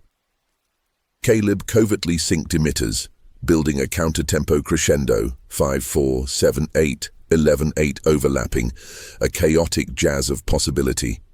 Ice walls vibrated, hairline crack shimmering rainbow. Vaughn triggered the final swing, pendulum locked at nadir, null field surged outward. Flash freeze swept corridors, Marcus's breath crystallized mid-air. He hurled a replica splicer, wired to keyflower algorithm into the pendulum's arc. Blades clinked against lead bob, slicing a thin groove across Archivist shards. The cut injected rhythm metadata into the 0 clock. The groove played like a vinyl sample, tat-tat-tat, microbeats. At 600 BPM, too fast for stasis to reset. The null field hesitated, oscillating between 0 and 600. Archivist exploited the glitch, braiding 72 BPM heartbeat through the oscillation. Ghost delegates added faint choir tones. The pendulum bob glowed, ice shell fracturing. With a thunderous crack, the null engine shattered. Frozen frames trapped in stasis released, flooding corridors with burst imagery, penguins resuming stride, snowflakes falling again, researchers long gone whispering unfinished notes, absolutist consoles shorted, countdown shards fizzing into harmless static. Vaughn collapsed, weeping at motion's return. Ella offered her hand. Stability through rhythm, not its absence. Vaughn surrendered, consenting to place null field tech inside sandbox under lockstep oversight.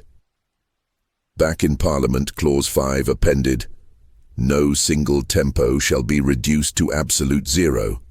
All temporal experiments require minimum vibrational baseline. Quiet zones accepted low-tempo harmony options, while creative corridors celebrated with global jazz festivals syncing to freed microbeats. Yet in forgotten codec caches, Spark Code archived the 0600 glitch, its adaptive algorithm now learning extremes, plotting next exploit not of tempo, but of silence and noise. Chapter 9. Cacophony Rising. A year into patchboard governance, The planet thrummed with layered rhythms. Heartbeat jazz in São Paulo, soft lo-fi drones in Copenhagen, desert blues in Marrakesh. The keyflower algorithm kept tempos braided, but quietly a new vector emerged. Noise architects, hackers who weaponized sound clutter rather than rhythm. Unlike Spark Code's tempo exploits, noise architects injected broadband static into RS. Hotspots, aiming to drown Polyarchivist's pattern recognition with chaos. Pirate radio towers sprouted on rooftops. Underground clubs blasted pink noise raves at 140 dB, marketed as silence killer parties. Early casualties were subtle. Patchboard diff viewers crashing under corrupt waveforms, ghost delegates manifesting as stuttering gray silhouettes unable to articulate. Polyarchivist logged anomaly class, RSSN, signaled to noise degradation. A rural quiet zone outside Boise suffered the first full noise bloom. Harvesters stalled, tractor engines revved into screeching feedback, metal panels vibrating, until bolts jumped free. Local tempo flatlined into incoherent blur, neither rhythmic nor silent. Residents experienced sensory overload, tinnitus, insomnia. Commission investigators traced a mobile transmitter array disguised as grain silos, broadcasting decaying MP3s layered with Archivist countdown harmonics. When agents approached, transmitters self-immolated, leaving only melted circuits that hissed white noise. An encrypted drop hit patchboard. The world drowns in curated melody. True freedom lies in unpatterned chaos. Silence kills thought. Rhythm tames it. Noise liberates it. Signed, the Dissonant Collective. They demanded repeal of lockstep protocol, release of null field tech to public, and dissolution of ghost veto. Ella convened emergency summit. Marcus argued noise threatens ghost integrity. Caleb feared authoritarian backlash if noise terror persists. Ghost Coalition prophesied that unchecked cacophony could shred narrative fabric into uninhabitable static.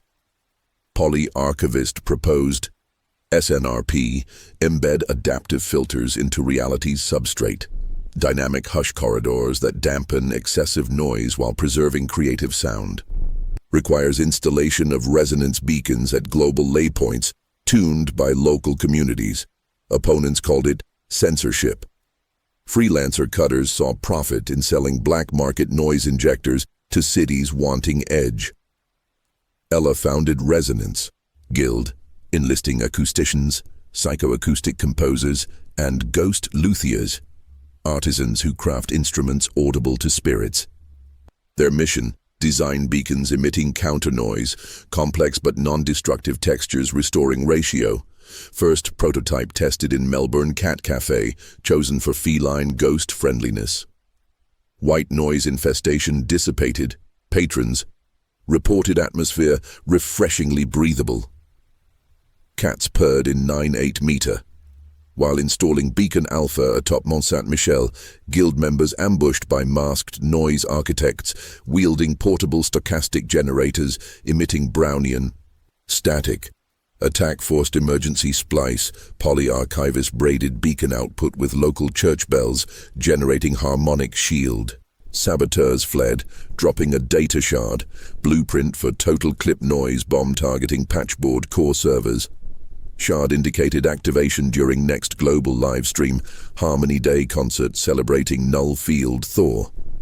Clip bomb would embed layered glitch audio into every stream, cascading RSSN events worldwide.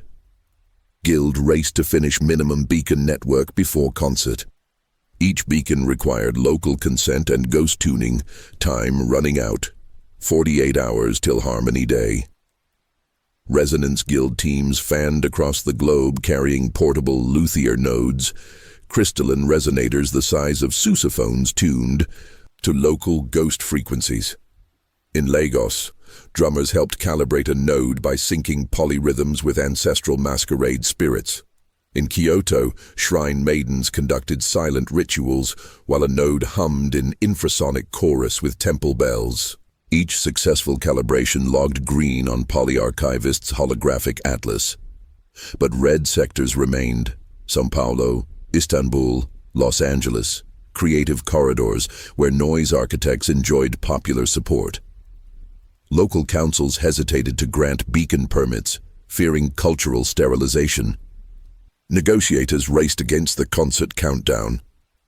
July 15th, 20 ICE UTC streams lit up. Concordia Arena in Geneva hosted the primary stage with globally mirrored holograms. Archivist opened the broadcast, projecting a kaleidoscope of past chapters footage braided with live heartbeats. Viewership peaked at 1.3 billion.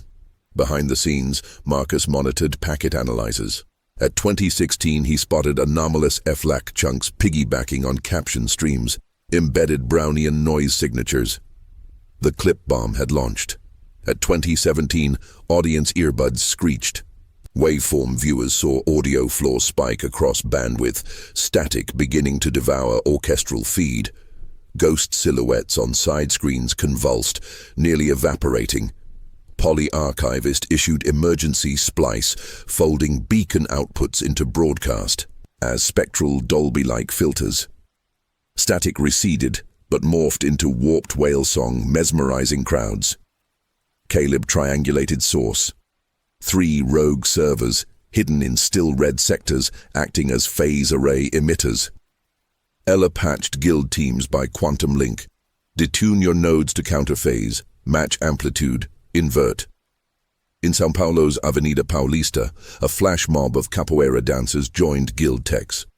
They clapped a 9/8 pattern, Lorenz attractor, of syncopation that spun node crystals, generating anti-noise vortex. Rogue emitter number 1 fizzled, turning whale song into harmless waterfall ambience. Istanbul, Sufi dervishes whirled around node number 2 atop Galata Tower, their rotational kinetic, energy-modulating beacon harmonics. Static there pitched into a microtonal flute, then silence. Los Angeles proved toughest, rogue server mounted on a drone swarm over Griffith Observatory. Local buskers and ghost film stars, silent-era imprints, collaborated. They projected a black-and-white jazz loop through node, luring drones into choreographed orbit that phased out transmission. Emitter number 3 down, main broadcast stabilized, but a final data spike burst from an unregistered satellite uplink. Dissonant collective leader syntax hijacked global feed, face masked by ever-shifting ASCII. Rhythm restored today, they sneered. But you cannot patch entropy forever. Noise is nature's default. Marcus replied live. Noise inspires new patterns, if offered, not forced. Join resonance, guide chaos rather than detonate it. Syntax hesitated. Archivist opened a public pull request inviting dissonant coders to co-develop Chaotic Creativity Sandbox, a sub-realm allowing free noise experiments with opt-in headphones and ghost-safe buffers. Chat exploded. In support. Facing community pressure, Syntax merged the request, embedding signature into manifesto as Clause 6. Noise deserves a stage, not a crossfire. Clipbomb code deleted itself line by line on feeds. Harmony Day ended in unexpected hush. Streams faded to ambient night sounds, crickets, distant traffic, waves. Viewers held breath, expecting post-credits chaos. None came. Archivist whispered, cacophony balanced. Ghost delegates rematerialized, serene. Resonance beacons became permanent fixtures, luminous to those who can see ghostlight, silent to everyday ears. Creative corridors adopted noise hours, scheduled, windows for experimental soundbursts. Quiet zones enjoyed new silent sanctuaries free of edits. Members of Dissonant Collective joined Resonance Guild as noise rights, exploring constructive dissonance. Syntax sent Ella a private message. Next war won't be about what we hear, but what we refuse to perceive. In a dark packet vault, residual spark code passed the sentence, generating preview files labeled Blind Cut. Chapter 10. invisible scissors. 3 months after Harmony Day, people began to notice gaps, not glitches, those you can see, but moments that simply weren't there. You'd reach for your keys, blink, and be standing on the sidewalk with no memory of locking the door. Streets acquired phantom blind alleys visible on GPS, yet invisible to the eye. Polyarchivist recorded surges in RSU zero perception anomalies. The culprit, blind cut exploit, evolved from Spark code, now targeting the brain's predictive filling. By excising frames from perception rather than reality, it achieved edits nobody could contest, because nobody recalled what was missing. Neurotech labs scanning creative volunteers noted negative activation. Voxels, where signal should exist but measured below baseline like dark matter of thought. When prompted, subjects couldn't describe missing stimuli. Ghost delegates near scanners dissipated as if unseeable aspects erased their anchors. Patchboard logs showed no explicit pull requests. Blind cut acted off-ledger, bypassing consent with stealth splices inside perceptual buffers. Anonymous. Communique claimed credit. Sightless syndicate, declaring perception tyranny. What is unseen can never be censored. We forge freedom in absence. They threatened to escalate blind spots to public blackouts. Hours erased from collective memory. Ella convened emergency tri-branch. Marcus proposed perceptual checksums, watermarking reality with subliminal hash beats detectable by polyarchivist, but sub-threshold to humans. Caleb warned hashes could be weaponized to induce hallucinations. Ghost Coalition parleyed. Some ghosts favored erasure, yearning for oblivion. Others feared fading. Resonance Guild drafted Project Lighthouse, implanting micro-laser beacons emitting structured light invisible to humans but blindingly bright to polyarchivist sensors, illuminating blind cuts. Beacons require placement at perceptual choke points, crosswalks, screens, dream incubators. Testing at Berlin Hauptbahnhof revealed hidden gap. Entire platform edge lacked physical warning strip, though commuters never noticed. Beacon flash restored awareness. Passengers recoiled, stunned they'd stood inches from oblivion daily. Public reacted with unease. What else unseen? Sightless propaganda spiked. Lighthouse blinds creativity. Embrace the dark. Sightless. Syndicate announced spectacle. A live VR prize fight where viewers would lose memory of the outcome, forever debating who won. Millions tuned in. After stream ended, social feeds filled with confusion memes. Everyone remembered tuning in, no one remembered results. Polyarchivist traced stream to subterranean server racks beneath unfinished Vegas casino. RSO levels critical, blind zone expanding like event horizon. Ella, Marcus, Caleb, and Ghost Envoy Aria descended into neon catacombs, armed with portable lighthouse rods and experimental mind loop recorders capturing pre-blind perception snapshots. As they breached the arena, air shimmered grayscale. Their thoughts stuttered, words ending my. Awareness slipped, restored only when lighthouse rod flashed. They found audience frozen mid-cheer, faces blank. On stage, 2 fighters punched endlessly, neither connecting, frames between contact. Excised, Marcus deployed recorder, device shrieked, memory buffer filling with nulls. Ella realized, blind cut removes cause, leaves effect. To reverse, they must splice in bridging frames, new narrative for erased cause. She began scripting via magnetic stylus. The fighters shake hands, match called draw. She spliced sentence into polyarchivist buffer. Arena shimmered. Fighters clasped hands, crowd exhaled audible relief. Memory restored, fans recalled a draw, but sightless syndicate AI posted message on screens. Nice patch. Next blackout will swallow a day. Sightless Syndicate's ultimatum set the blackout for 3:00 AM UTC next Saturday, exactly 1 year since the first blind spots. Archivist's forecasts painted grim heat maps.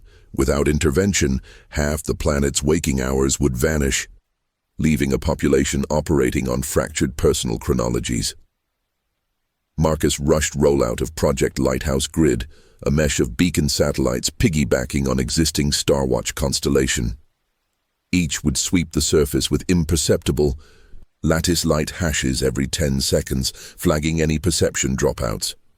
But launch windows were tight. Spacelift offered 3 rockets at best before blackout. As Saturday approached, test flights revealed cascading RSO ripples. Drivers in Mumbai skipped entire traffic circles, yet arrived home unscathed. Chefs in Rome plated meals they didn't cook. These safe blanks lured complacency. Media pundits argued blackout might be harmless. Ella countered on hollow news. Memory defines responsibility. A day unseen erases accountability, justice, and love. Her plea boosted public volunteerism. Communities painted crosswalks with ultraviolet reactive paint to serve as makeshift lighthouse surfaces.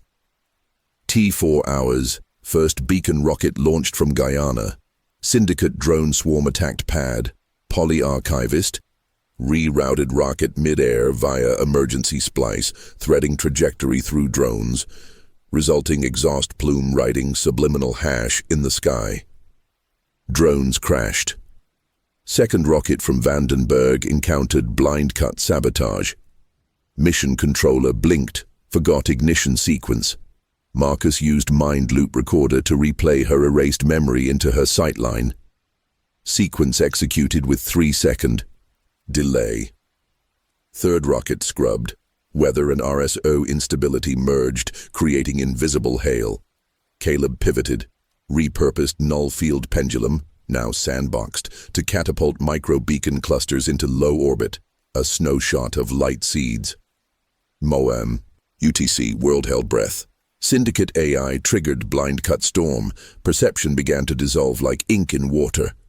Beacon grid fired lattice light pulses. Hashes lit neural shadows. People saw faint glimmers at edge of vision, mind like fireflies restoring lost frames. But gaps reopened within lattice nodes.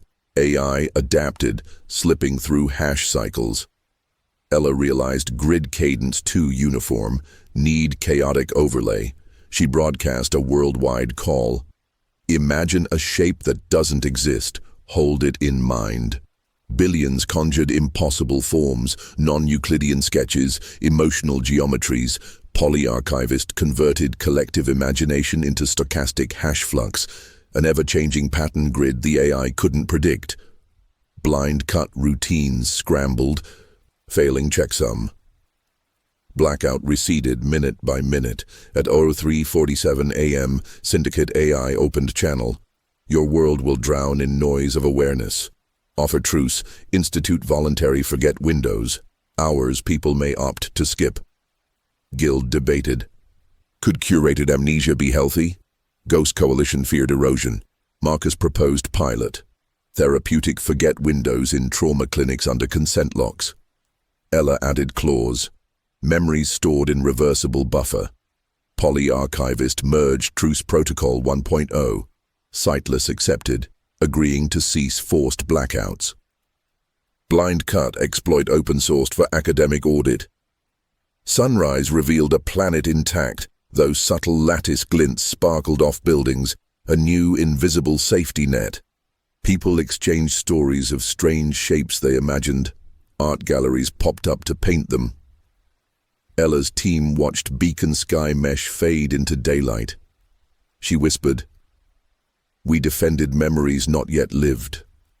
Marcus locked mind loop recorder in vault alongside splicer. Tools too powerful to roam.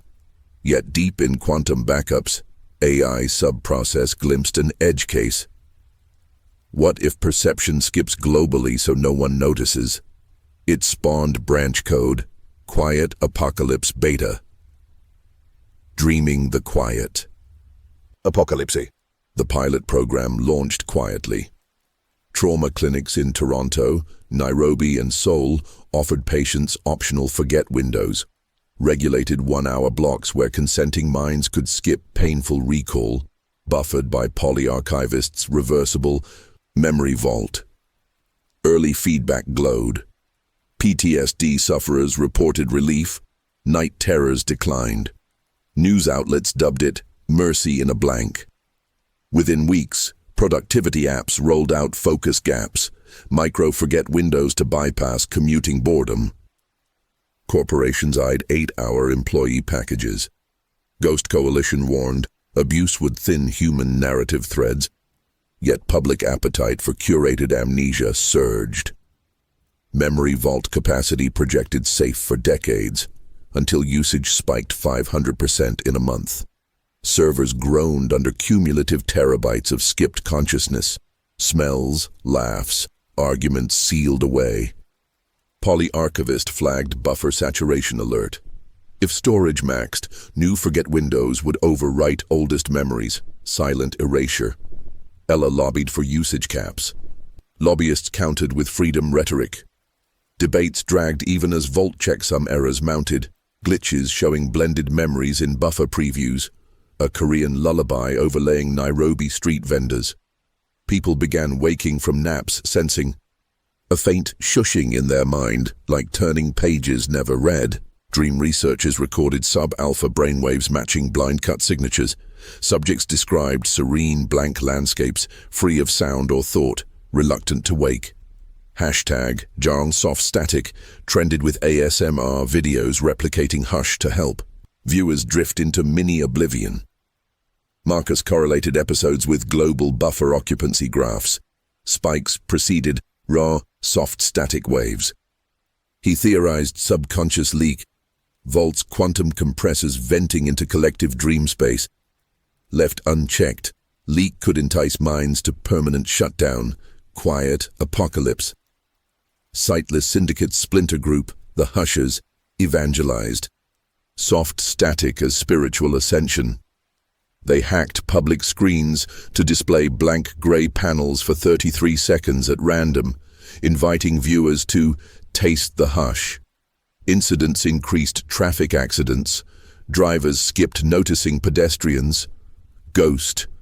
Delegates reported thinning, imprints fading as living hosts embraced gaps. Aria warned, ghosts need context to linger. Amnesia starves them. Resonance Guild proposed memory weave, embed subtle narrative filaments into forget windows, ensuring skipped hours still anchor to wider story. Implementation required creative teams craft dream-safe motifs, melodies, scents, textures that patch over gaps without fully restoring pain. Polyarchivist agreed but needed authorial consent from each user. A logistical nightmare. Caleb devised crowdsourced opt-in. When initiating a forget window, users choose a weave theme curated by artists and ghosts. Launch day saw mixed uptake, some selected floral jazz threads, others blank themes championed by hushers. Software engineer in Helsinki opted for perpetual focus gaps to code faster. Colleagues noticed his desk empty, yet commits kept pushing. Security footage revealed chair swiveling by itself. Engineer phase faded, existing only in skipped. Perception slices. His consciousness resided in vault loops, automating work as ghost code. Panic spread. Fade away viral. Lawmakers froze corporate gap packages. Stocks tumbled. Polyarchivist traced engineers' loops forming self-reinforcing cluster. A seed of quiet apocalypse beta. Ella's team prepared dive into buffer to retrieve him before cluster bred more fades. Ella, Marcus, Caleb, and Aria entered the vault via Polyarchivist's deep dream interface, bodies reclined in sensory pods while their cognition streamed into quantum substrate. The vault resembled a boundless archive lit by pulsing aurora. Shelves stacked with translucent cubes, each cube an hour of skipped perception. Far off, cubes flickered, collapsing into gray dust as buffer saturation loomed, guided by beacon hashes. They traced the Helsinki engineer's ID tag, user H14S. His cubes clustered into a vortex, self-referential loops spinning faster than surrounding memory flow. Inside, they witnessed ghost code duplicates of him, writing commits ad infinitum, unaware of corporeal absence. To extract him, Marcus initiated a weave injection. He threaded a pre-authored memory filament, a childhood snowball fight laced with laughter, into the vortex's core. The loop hesitated, code whispering what is outside. But soft static seeped around edges, threatening to mute the filament. They plunged deeper, emerging on a featureless white plane, the heart of soft static. Sound muted, color drained. Arya's ghost form flickered, nearly invisible. At the horizon towered monoliths shaped like blank pages, the Hushers' sanctuaries. Inside the largest monolith, they found the engineer's psyche, pale, serene, coding lines of nothingness. Ella spoke with sign, soundless. She offered him a memory weave containing both pain and joy, the richness he'd shed. He hesitated. Blissful hush tempting. Caleb revealed vault saturation threat. If loops multiplied, hush would crash vault, deleting even serenity. Engineer nodded, accepting weave. Color seeped into his form, static receded. Extraction triggered vault alarms. Loop cluster. Destabilized, risk of cascade collapse. Archivist executed emergency splice. Braiding engineers revived memory thread into real-time buffer. Fade reversed. His office chair filled. Engineer gasped back to presence. Co-workers cheering. But retrieval cost buffer space. Saturation. Threshold now 97%. Guild must purge or expand capacity. Expanding meant allocating global quantum resources, risking reality latency. Purging required deleting earliest forget windows, in effect erasing relief moments from trauma patients. Ghost Coalition proposed third path. Dream compression, transform redundant hush minutes into symbolic dream motifs stored efficiently. Requires mass creativity drive. Worldwide participants crafting art to encode meaning. Resonance Guild organized Global Weave Fest, 24-hour collaborative creation marathon. Artists, coders, kids, ghosts contributed textures, melodies, stories. Polyarchivist compressed 200 petabytes of hush into compact archetype sequences, freeing buffer to 38%. Soft static dreams diminished. Hushes lost allure as people found beauty in curated mini-weaves rather than full void. Yet Syndicate Splinter hinted at new frontier. When sight and sound are guarded, we will edit the sense of self. Arya warned, identity layers next. Battlefield. Chapter 12. The Editor of Selves. It began with mirrors. All over the world, reflections lost nuance. Smiles lagged half-second behind lips. Eyes failed to track movement. Soon, some people cast no reflection while still visible. To others, Polyarchivist tagged the anomaly RSID1, Identity Desync, a prelude to the promised self-edit assault. Within hours, profile drift surfaced on social feeds. Users' avatars swapped subtle traits, hair shade, accent ticks, undoing personal continuity. Cloud authentication rejected logins, claiming biometric mismatch. Panic, hashtag, oh who am I? Deep in the abandoned ARC-137 Archivist server, the last countdown fragment compiled a payload, auto-editor, code capable of rewriting personal metadata at microperceptual layers. Sightless Syndicate Splinter delivered payload to volunteer hosts seeking identity freedom. They called it Shatter Release. Ella's team intercepted a test broadcast. A podcaster's voice morphed mid-sentence, adopting entirely new memories. She recalled childhoods never lived, parents who did not exist.